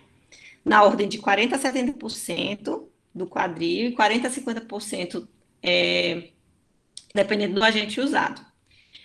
E essas diferenças ocorrem por cada uma das moléculas lá, né? Então, a gente tem as formas não nitrogenadas, como o etidronato aí, que tinham potências menores, né? Que surgiu lá pelos anos 90, e a gente, com o decorrer e surgimento dos outros bisfosfonatos, os nitrogenados, a gente vem aumentando a potência. Sendo o zolendronato, que é o IV, né?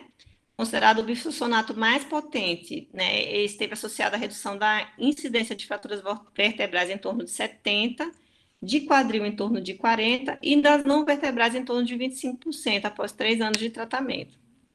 Eles têm uma baixa biodisponibilidade oral, né? 1%, é bem ruim, por isso que aquelas coisas todas para tomar a medicação. Então, a gente, para reduzir as complicações gástricas que são comuns do bisfosfonato, e para aumentar essa biodisponibilidade, né, recomenda-se que sejam administrados com água, em jejum matinal, e com pelo menos 30 minutos antes de uma refeição ou de outros medicamentos, né? Então, e deve-se orientar a evitar o decúbito por pelo menos 30 minutos. Então, por isso que são essas coisas, pela baixa biodisponibilidade e porque eles são medicações conhecidas por trazer muitos efeitos aí, as medicações orais, né, obviamente, muitos efeitos gastrointestinais.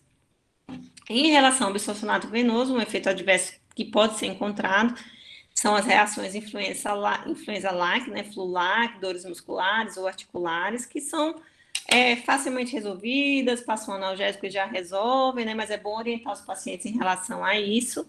E essas reações influenza-like se devem ao efeito, essa inibição daquela enzima, o farnesil pirofosfato sintase, também estimula a linfócito T, e monócitos, e por isso é que dá essa reaçãozinha aí meio imunológica, tipo influenza.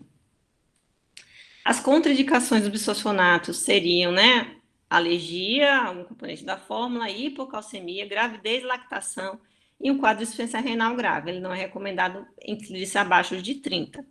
Também devemos ter cautela naqueles pacientes com doença esofágica ou com anormalidades esofágicas anatômicas ou funcionais, que possam atrasar o trânsito desse comprimido, né? E também naqueles com incapacidade de seguir o regime de dosagem oral, como a absorção gastrointestinal, por exemplo, pós-procedimento de bypass gástrico, doença celíaca, doença de Crohn e distúrbios infiltrativos. Então, são medicações muito boas, né, que têm esses efeitos, mas que, a partir de 2003, começaram a ser relatados alguns efeitos, algumas complicações que poderiam estar associadas ao uso prolongado dos mesmos, né? E o que a gente sabe que esses remédios têm realmente uma meia-vida muito prolongada e, portanto, por conta disso, isso pode levar a uma supressão excessiva da remodelação óssea, levando a essas complicações, que seriam, a primeira delas, a gente vai falar da osteonecrose de mandíbula e a segunda, as fraturas atípicas de fêmur subetocranterianas.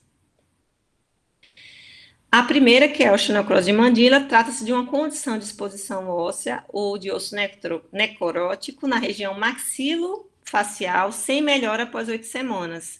Tem incidência muito, muito baixa no paciente com osteoporose. Então, é um evento bem, bem raro, né? Então, 0,01% a 0,01%. é uma complicação muito mais comum nos pacientes oncológicos do que, de fato, nos pacientes com osteoporose. Eu mesma nunca vi, graças a Deus. Os fatores de risco que estão associados a essa osteonecrose de mandíbula, a potência do isossonato usado, né? Então, por exemplo, porque acontece muito nos pacientes oncológicos, porque eles usam doses do ácido zolendrônico, né, que é o Zometa, muito mais altas, né? Para o tratamento do câncer, para a prevenção de metástase e tudo mais, então, muito mais altas para pacientes com osteoporose. Então, portanto, e geralmente os venosos, o denosumab, que são de alta potência também reabsortiva, então, eles têm uma maior chance de desenvolver essa osteonecrose. A duração terapêutica, o procedimento, né, implantes, cirurgias periapicais, a má higiene, né, uma higiene oral precária, presença de insuficiência renal, anemia, né, idade avançada, imunossupressão, artrite, reumatoide, diabetes, tabagismo e uso de corticóides estão relacionados ao surgimento desse tipo de complicação.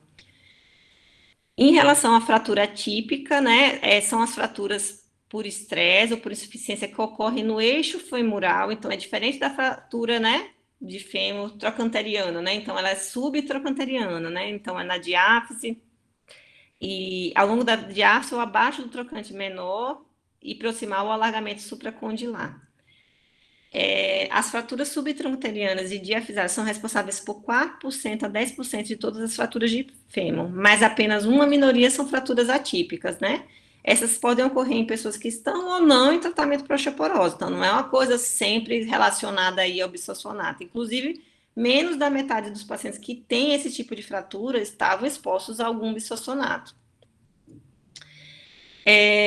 15 a 100% das fraturas, 15 a 100 fraturas típicas de quadril, osteoporóticas, podem ser prevenidas para cada fratura típica causada por bisossonato. Então, se a gente coloca na balança, tratando com bisossonato tratar com bisossonato é muito, você previne muito mais do que a chance de uma coisa que pode nem vir a ocorrer. Então, vale muito a pena tratar, né? Não é por causa da fratura atípica que pode ocorrer, eu vou ter medo, e não tratar e deixar de prevenir as fraturas típicas, né? Tão comuns como a gente falou ali no início da aula.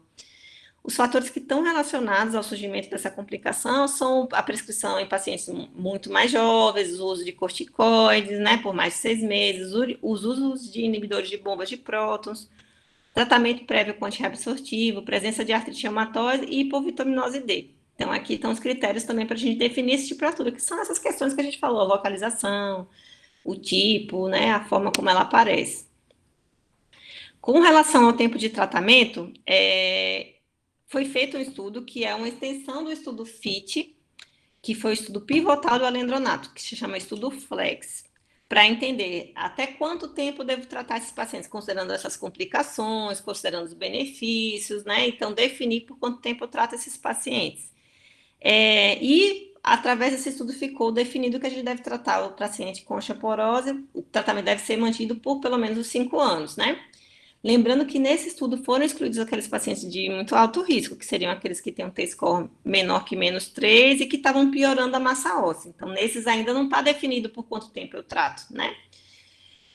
E nesse estudo, né, que não deixou de fora esses pacientes de muito risco, o que se avaliou no grupo placebo? Que 22% das mulheres experimentaram fratura nos 5 anos subsequentes, né? Quem não manteve lá o alendronato por mais tempo. E aí eles fizeram uma regressão logística para entender que fatores influenciaram aos que suspenderam o remédio a quebrar.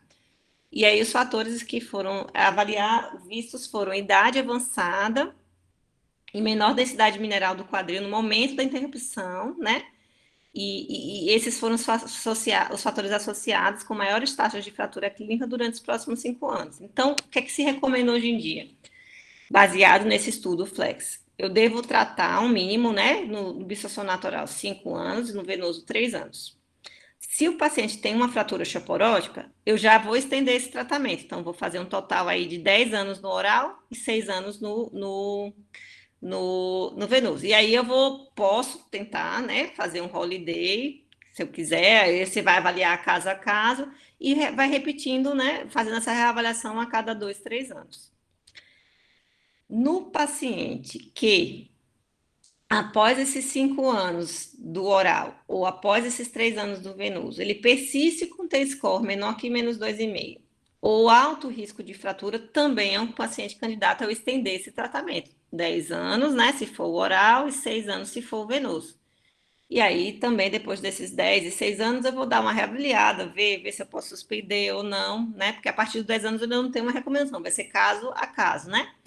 E se esse paciente melhorou aqui, fez o tratamento por 5 anos e por 3 anos, e se ele melhorou, eu estou autorizada a fazer um holiday, né? Fazer uma suspender a medicação, considerando esse efeito prolongado daí da droga, né? Os efeitos benéficos que se perpetuam aí, mesmo após a sua suspensão, né? Pela impregnação da medicação ao osso. E aí eu vou dar umas reavaliadas, de 2 em 2 anos eu vou dar uma reavaliada e ver se dá para manter esse holiday ou se eu tenho que voltar à medicação. Aqui, para depois vocês darem uma olhada nas apresentações, nos estudos, nas indicações de cada uma dos bisfosfonatos aí disponíveis no mercado atualmente. Falando do outro antirreabsortivo, que é o denosumab, ele é um anticorpo que se liga especificamente ao RANKI ligante, né? Aquela questão imunológica que a gente falou ali da fisiopatologia da osteoporose, do metabolismo do osso. Então, ele se liga ao RANKI ligante, ele simula a osteoprotegerina, impedindo a ligação do RANKI com o RANKI ligante, e, obviamente, impedindo essa ligação, o osteoclasto não vai virar osteoclasto maduro e vai diminuir a reabsorção óssea. Sua posologia de 60 miligramas subcutânea de 6 em 6 meses, indicado para osteoporose em homens, mulheres, indicado para as terapias de reablação hormonal para câncer de próstata e mama e também na osteoporose induzida por corticoides. Atua nas fraturas vertebrais, não vertebrais, tem um estudo bem robusto, né, que é o estudo Freedom, e quais são as contraindicações também mostramos aqui. Então, não posso prescrever se tem hipocalcemia, alergia, e por ser um anticorpo, ele pode estar associado a algumas infecções, mas a maior parte das vezes são infecções não graves, né, algumas infecções de pele, na sua maior parte, então é uma droga bem segura. Como ela é subcutânea, algumas reações no local, né, da aplicação. Também, como ele é um antirreabsortivo potente, então a gente vai ter esse efeito, né, da questão da supressão muito agressiva na remodelação óssea, que é importante, por isso o surgimento daqueles, né, das coisas atípicas aí, né, da fratura atípica, da osteonecrose, né, desses efeitos adversos aí indesejados. Mais uma vez, colocando aqui a parte imunológica, então a gente sabe que a expressão do RANKI ligante no osteoclasto é influenciada por hormônios, por citocinas, pela vitamina D e outros fatores. Então, esse remédio age como a osteoprotegerina, que é aquela proteína que vai impedir a ligação do RANKI com o RANKI ligante e, portanto, diminui a reabsorção óssea, a ativação dos osteoclastos, tá certo? É uma medicação segura, a gente já tem estudos aí de 10 anos, né, de extensão aí do uso da droga, mostrando resultados em ganho de densidade mineral ósseas, né, mantidos e crescentes, tanto na coluna lombar quanto de quadril total.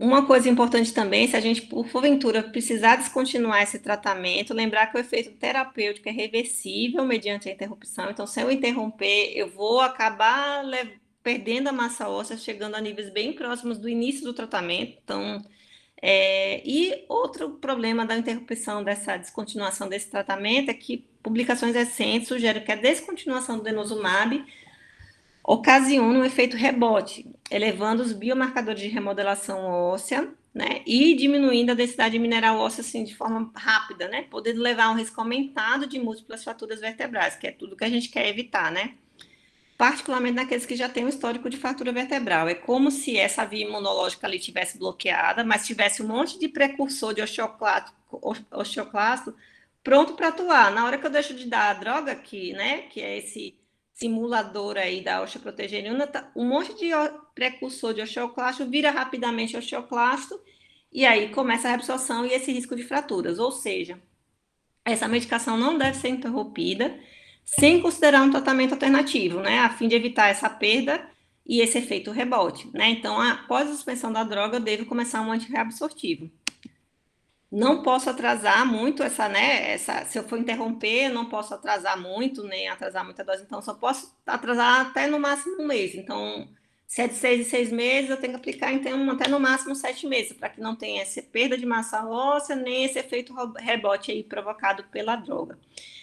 E por que a terapia sequencial tem que ser com antiabsortivo? Porque o que foi visto, a partir desses dados desse estudo, que é o Data Switch Study, o que a gente observou é que essa terapia sequencial do denosumab seguido da teriparatida foi bastante prejudicial. Então, o que a gente observa aqui na linha vermelha, quando a gente compara com as outras terapias sequenciais, ou seja, teriparatida e denosumab, ou combo de teriparatida e denosumab seguido de denosumab. Essa terapia aqui sequencial, denosumab, que é o antiabsortivo, seguido do formador ósseo, foi bem negativa do ponto de vista de impacto ósseo. Então, o que aconteceu? Aconteceu esse efeito aí, rebote, uma absorção acelerada com queda, né, da densidade mineral aí, né, desses pacientes, tanto, em vários sítios, e uma recuperação que não, uma recuperação posterior, né, porque aí, por exemplo, isso aí, essa recuperação posterior começa o efeito da teriparatida, que não é um efeito rápido, é um efeito começa lá na frente, enquanto o outro já está agindo aí, né, com a perda óssea, com a aceleração da reabsorção, já que a gente suspendeu ele.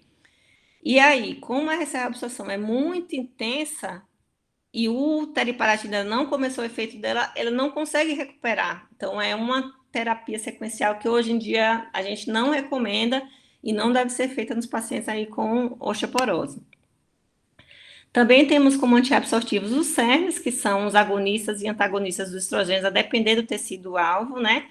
É aprovado para tratamento de osteoporose, a gente tem o raloxifeno, que é usado com 60 miligramas dias diário, também ele é aprovado para tratamento de osteoporose em mulheres, previne contra as fraturas vertebrais, um estudo robusto, que é esse estudo MOR, e as contraindicações dessa medicação são... A gente acaba passando na paciente perimenopausa, depois da menopausa, na verdade, logo após a menopausa, mas a gente tem que ficar atento naquelas pacientes que têm sintomas climatéricos, fogachos, porque ele pode piorar, pode dar câimbras e também pode precipitar tromboembolismo. Então, os pacientes que têm alto risco para TVP e para tromboembolismo, a gente deve evitar essa medicação. Em relação ao TRH, a gente mostrou os benefícios dos estrógenos, né, na massa óssea, no metabolismo ósseo, e o quão a sua queda, a sua deficiência vai provocar efeitos, né, de estimulação do ranking ligante e reabsorção óssea, que é o principal mecanismo aí da osteoporose pós-menopausa. Então, hoje em dia se preconiza, né, a reposição hormonal como um tratamento, mas ele deve ser indicado para aquelas mulheres mais logo depois da menopausa, né, com idade inferior a 60 anos, ou com menos de nos primeiros 10 anos da pós-menopausa, não é para indicar para pessoa de 70 anos, né, ou de 80 anos, isso é um tratamento para logo depois da menopausa, né, tanto os estrógenos combinados quanto os estrogenados mostram eficácia na prevenção de fraturas vertebrais e não vertebrais.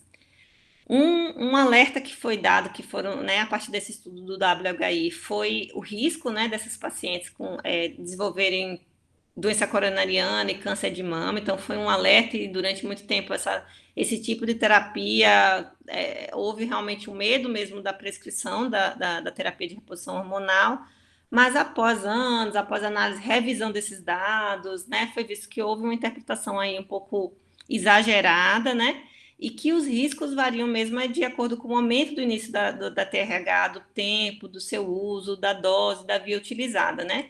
Se a gente usar ele no momento mais próximo da data da última menstruação, que é essa chamada janela da oportunidade, com a menor dose necessária, com a intervenção, né, a aplicação, especialmente a via não oral, isso vai diminuindo esses riscos aí. Mas ainda é bastante controverso. Tem entidades que recomendam o seu uso, especialmente nas mulheres mais novas, onde a gente não tem muitos tratamentos disponíveis, onde usar o bisfosfonato ficaria, né, muito prolongado. Então, tem algumas entidades que recomendam e outras que não, falam para não usar essa terapia.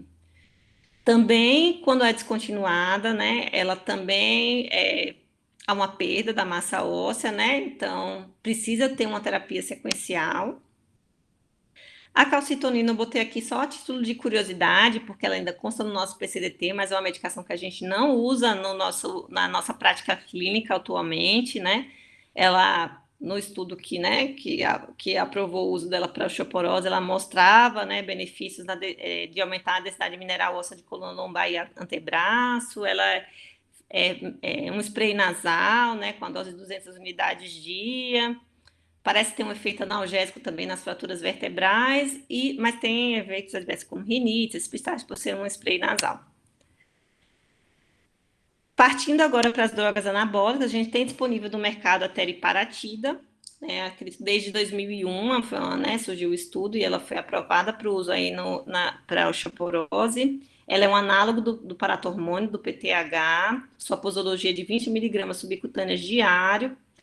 E o tratamento, considerando que no estudo pivotal da droga foi visto osteosarcoma, nas análises, né, no estudo aí da osteosarcoma em ratos, ela só é recomendada o uso até 2 anos, né? Então a gente só faz e não se repete até o momento, pode ser que isso mude, mas até o momento não existe uma recomendação formal de depois repetir também esse tratamento. Você faz uma vez durante 2 anos, por conta dessa primeira avaliação nos estudos aí que deu osteosarcoma em ratos, já que ele é um formador ósseo. Então, por enquanto, eu acredito que isso talvez mude, mas por enquanto não existe a recomendação.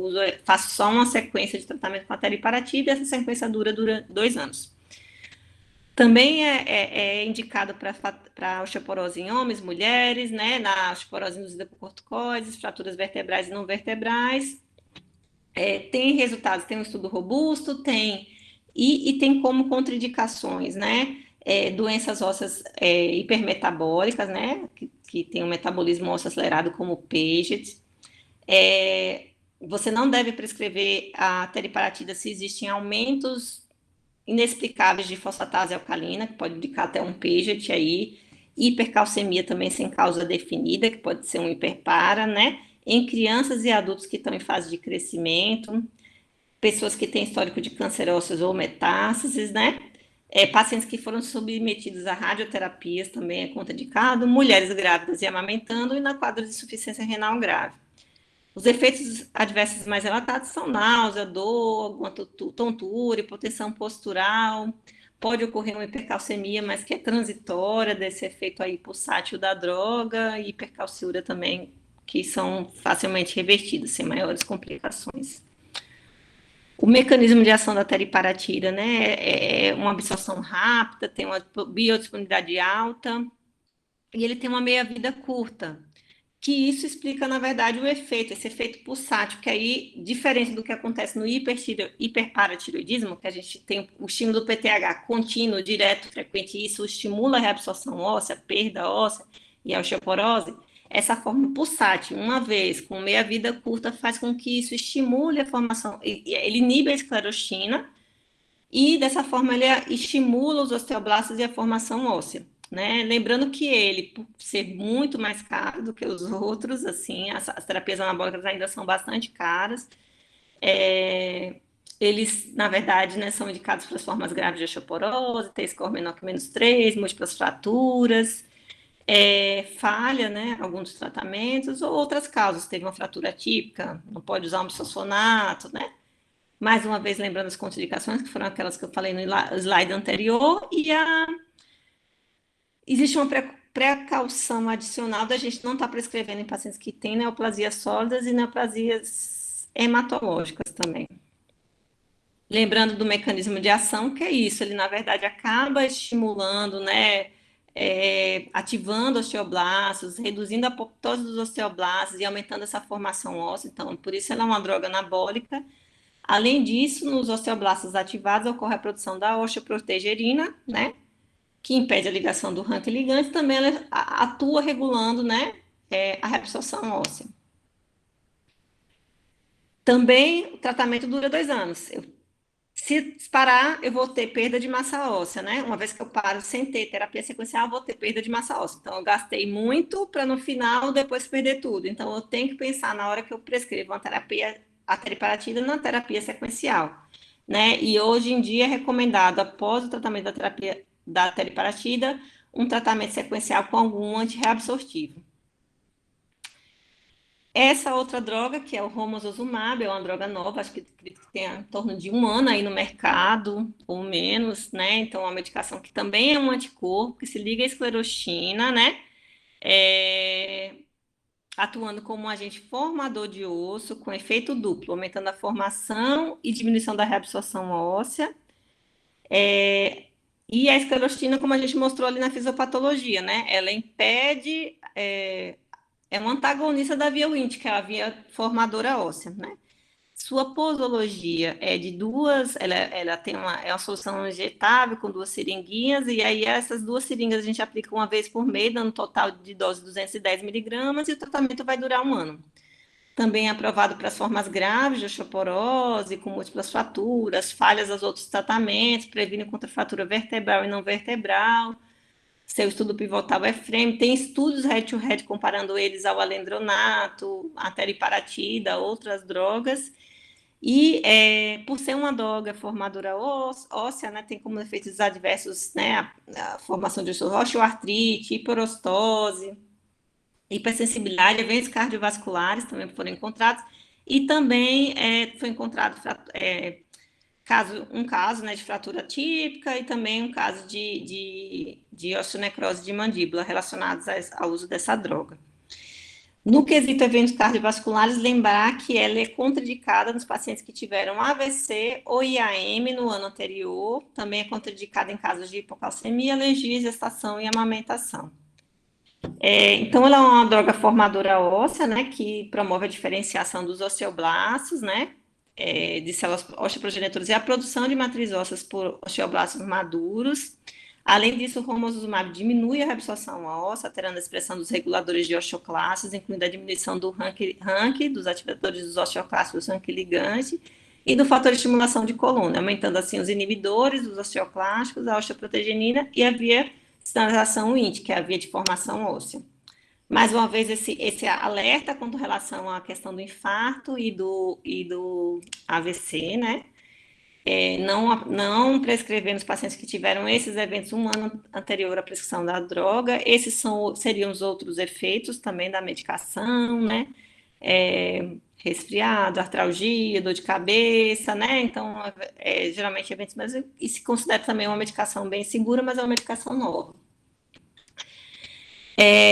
Também, como a maioria das drogas anabólicas, seu efeito vai diminuindo após 12 meses mensais da terapia, a duração é de 1 ano, né? E se a terapia precisar ser continuada, a osteoporose deve-se pensar numa terapia sequencial com um antirreabsortivo. Finalizando a questão das drogas, também lembrar que tem drogas que são aprovadas para as fraturas vertebrais, não vertebrais, outras de quadril, outras não têm efeito para quadril, como a gente observa aqui com relação ao ibandronato, né, que é o Bonviva, o raloxifeno também não tem quadril, então se na densitometria eu vi que meu paciente tem osteoporose do quadril, eu não vou prescrever essas drogas, né? O raloxifeno só para fratura vertebral, nenhum tipo de não vertebral e de quadril também, ele não funciona. E da teriparatida, a gente acredita que sim, que ele tem, apesar no estudo pivotal dele não mostrar isso, ele é uma medicação que é um formador ósseo, que além dos benefícios de ganho de massa óssea, melhora a qualidade do osso no sentido que ele aumenta a espessura, né, das trabéculas ósseas, né, a conectividade. Então, eu acho que foi só o desenho do estudo que não mostrou o resultado, foi um estudo curto que teve que ser interrompido com aquela história do osteosarcoma, mas aí a gente acaba prescrevendo ela também para prevenção de para tratamento, né, e prevenção das fraturas de quadril. Também outras condições que têm que ser avaliadas na prescrição, o fato de homem, obviamente, a gente não vai passar o raloxifeno, que é o modulador do estrógeno, para um homem, não vai passar a TRH, que é a reposição de estrógeno para o homem, né? Então, avaliar também essas diferenças que vão ocorrer em relação a sexo, também a osteoporose induzida por glicorticoides, existem algumas diferenças em termos da medicação, né? Então, aqui também lembrar dessas coisas e dar uma olhada, lembrar, mais uma vez, da terapia sequencial. Então, eu só vou fazer holiday por questão do mecanismo aí da droga, né, do efeito prolongado, da impregnação no osso, né, só o bisfosfonato tem isso, as outras todas as medicações, então, teriparatida, abaloparatida, os anabólicos, né, e o romosozumab, eu tenho que pensar numa terapia sequencial, O denosumab também, como não tem efeito residual da droga também, eu tenho que pensar numa terapia sequencial, se eu for interromper, né, o tratamento, e lembrar daquela questão que eu falei, nunca fazer a terapia sequencial após o denosumab da teriparatida por aquela questão dos dados, né, encontrados naquele estudo Data Switch.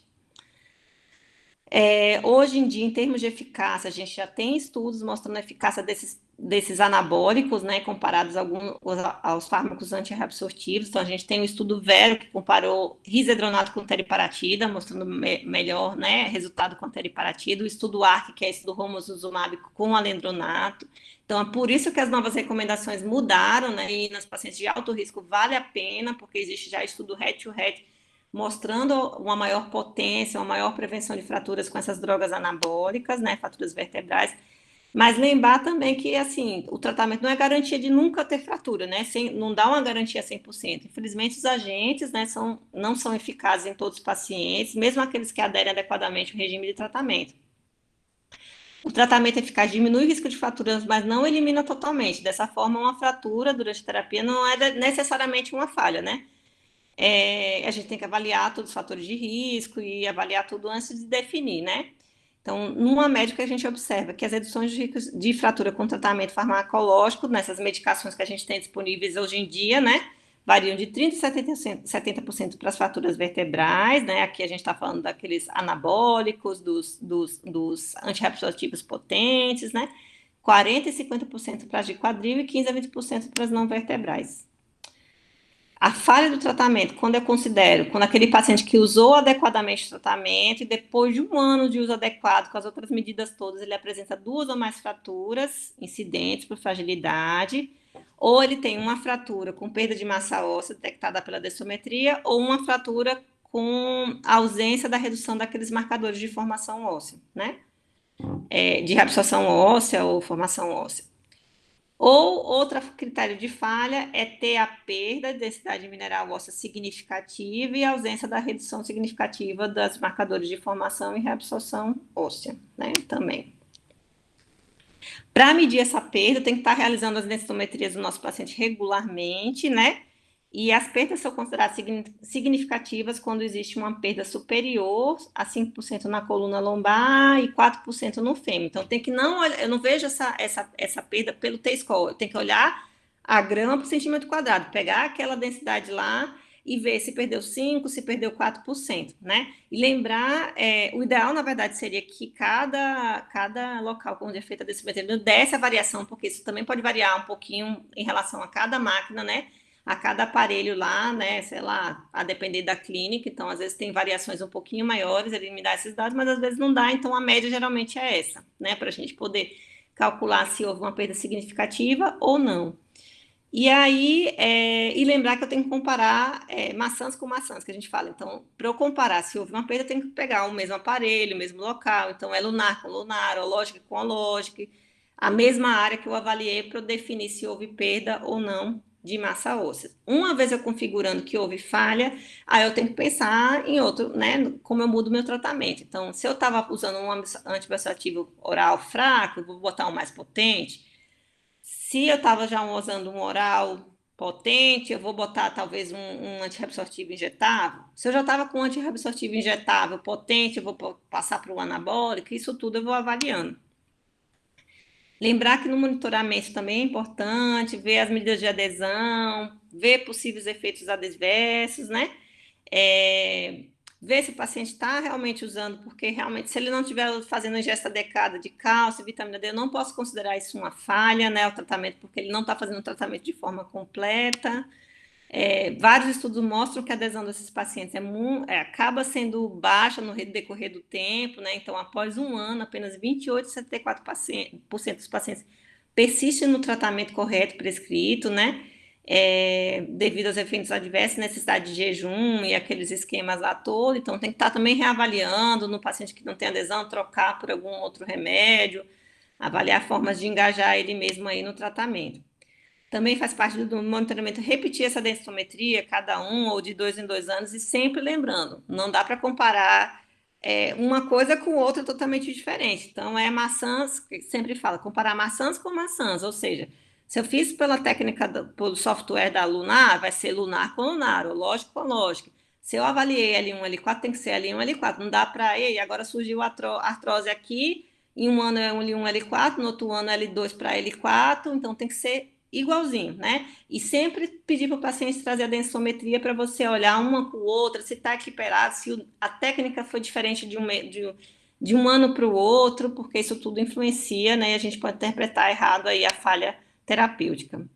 Concluindo que a gente, na verdade, como profissional de saúde, né, tem um papel realmente de construir sistemas de prestação de serviços aí mais robustos, né, que consigam atender as demandas do paciente que tem osteoporose. Então, a gente precisa construir, né, um sistema de saúde que o paciente tenha cuidados multidisciplinares do clínico, do reumato, do acesso ao ortopedista, do nutricionista, acesso aos exames, acesso à densitometria óssea para que ele seja, né, cuidado adequadamente, para que ele tenha acesso ao tratamento, e aqui eu coloco as medicações que a gente tem atualmente disponíveis no SUS, né? Então a gente tem boa parte do tratamento aí da osteoporose disponível, felizmente, no SUS e na Secretaria de Saúde do DF.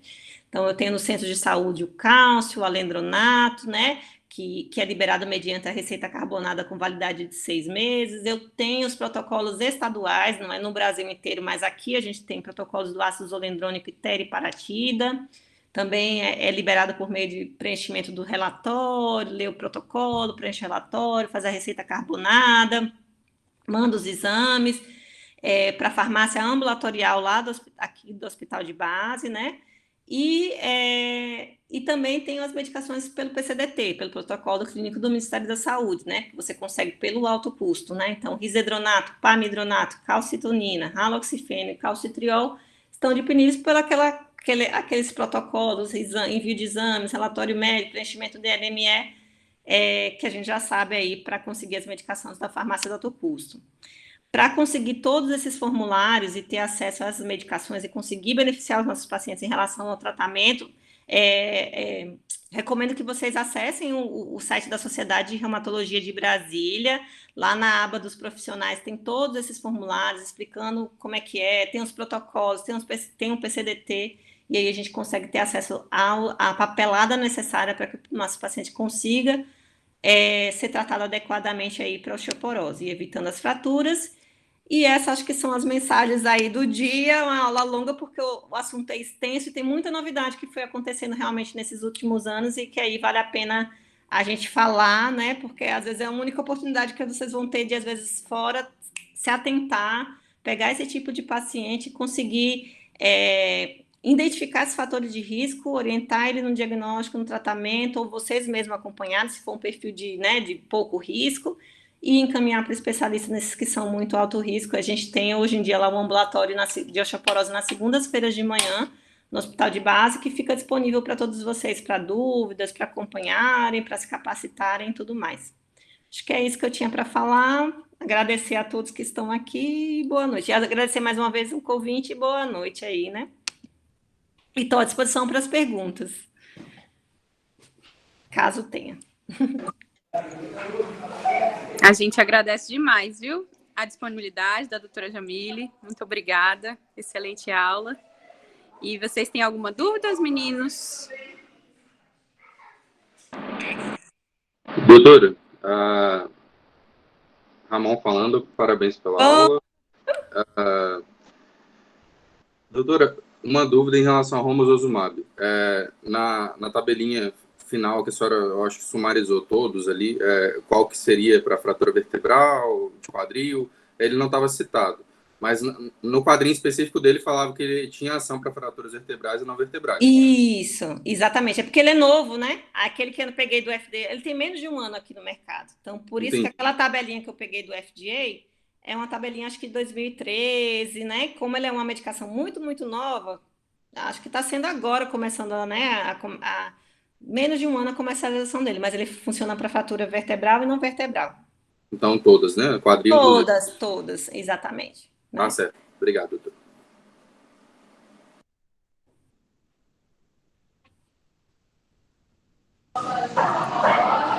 Mais alguma coisa, gente? Acho que a gente pode finalizar, então, né?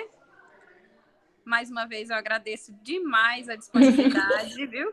Obrigada a vocês também. Estou lá à disposição Obrigada. no básico. A dúvida que as dúvidas vão surgindo à medida que vocês vão pegando os pacientes. Que a gente pensa, osteoporose é fácil, só passar lendronato, não é.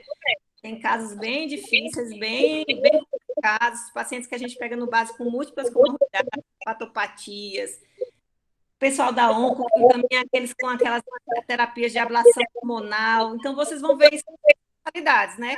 Se Deus quiser, todos vão virar aí especialistas nas suas áreas, pneuma, endócrino, oncologia, então vocês vão estar lidando com isso no seu dia a dia. E cabe a gente estar atento, né, para detectar, avaliar os fatores de risco, encaminhar, iniciar um tratamento, pedir uma densitometria óssea para cuidar desses pacientes aí adequadamente, né? Com certeza, gente. Gilson, quer falar alguma coisa? Não, só queria agradecer mesmo a disponibilidade, a aula foi excelente. E vou deixar ela salva, Jamile, depois eu te encaminho quando ela for upada. Isso, eu vou deixar depois no site. Talvez não isso aconteça ainda, porque a gente já está no final do ano, e aí é muita coisa, vou entrar de férias, mas eu quero deixar no site da sociedade lá de reumato, para depois, assim, porque é muita informação. Então, realmente, tem que. As tabelinhas eu devo deixar tanto o slide kit quanto o vídeo. Eu vou ver se eu consigo deixar na nossa página da sociedade, do site, e talvez no YouTube também. A gente tem o YouTube. E aí eu vou ver se a gente deixa lá, porque aí vocês podem acessar depois, ver com calma, ver com alguma coisa, porque é muita novidade mesmo que a gente tem. Os protocolos mudaram um bocadinho, tá bom? Certo. Muito obrigado. Tá bom. Boa noite, pessoal. Obrigada a vocês. Tchau, tchau. Obrigada, doutora. Tchau, tchau. Tchau, tchau, gente. Boa noite.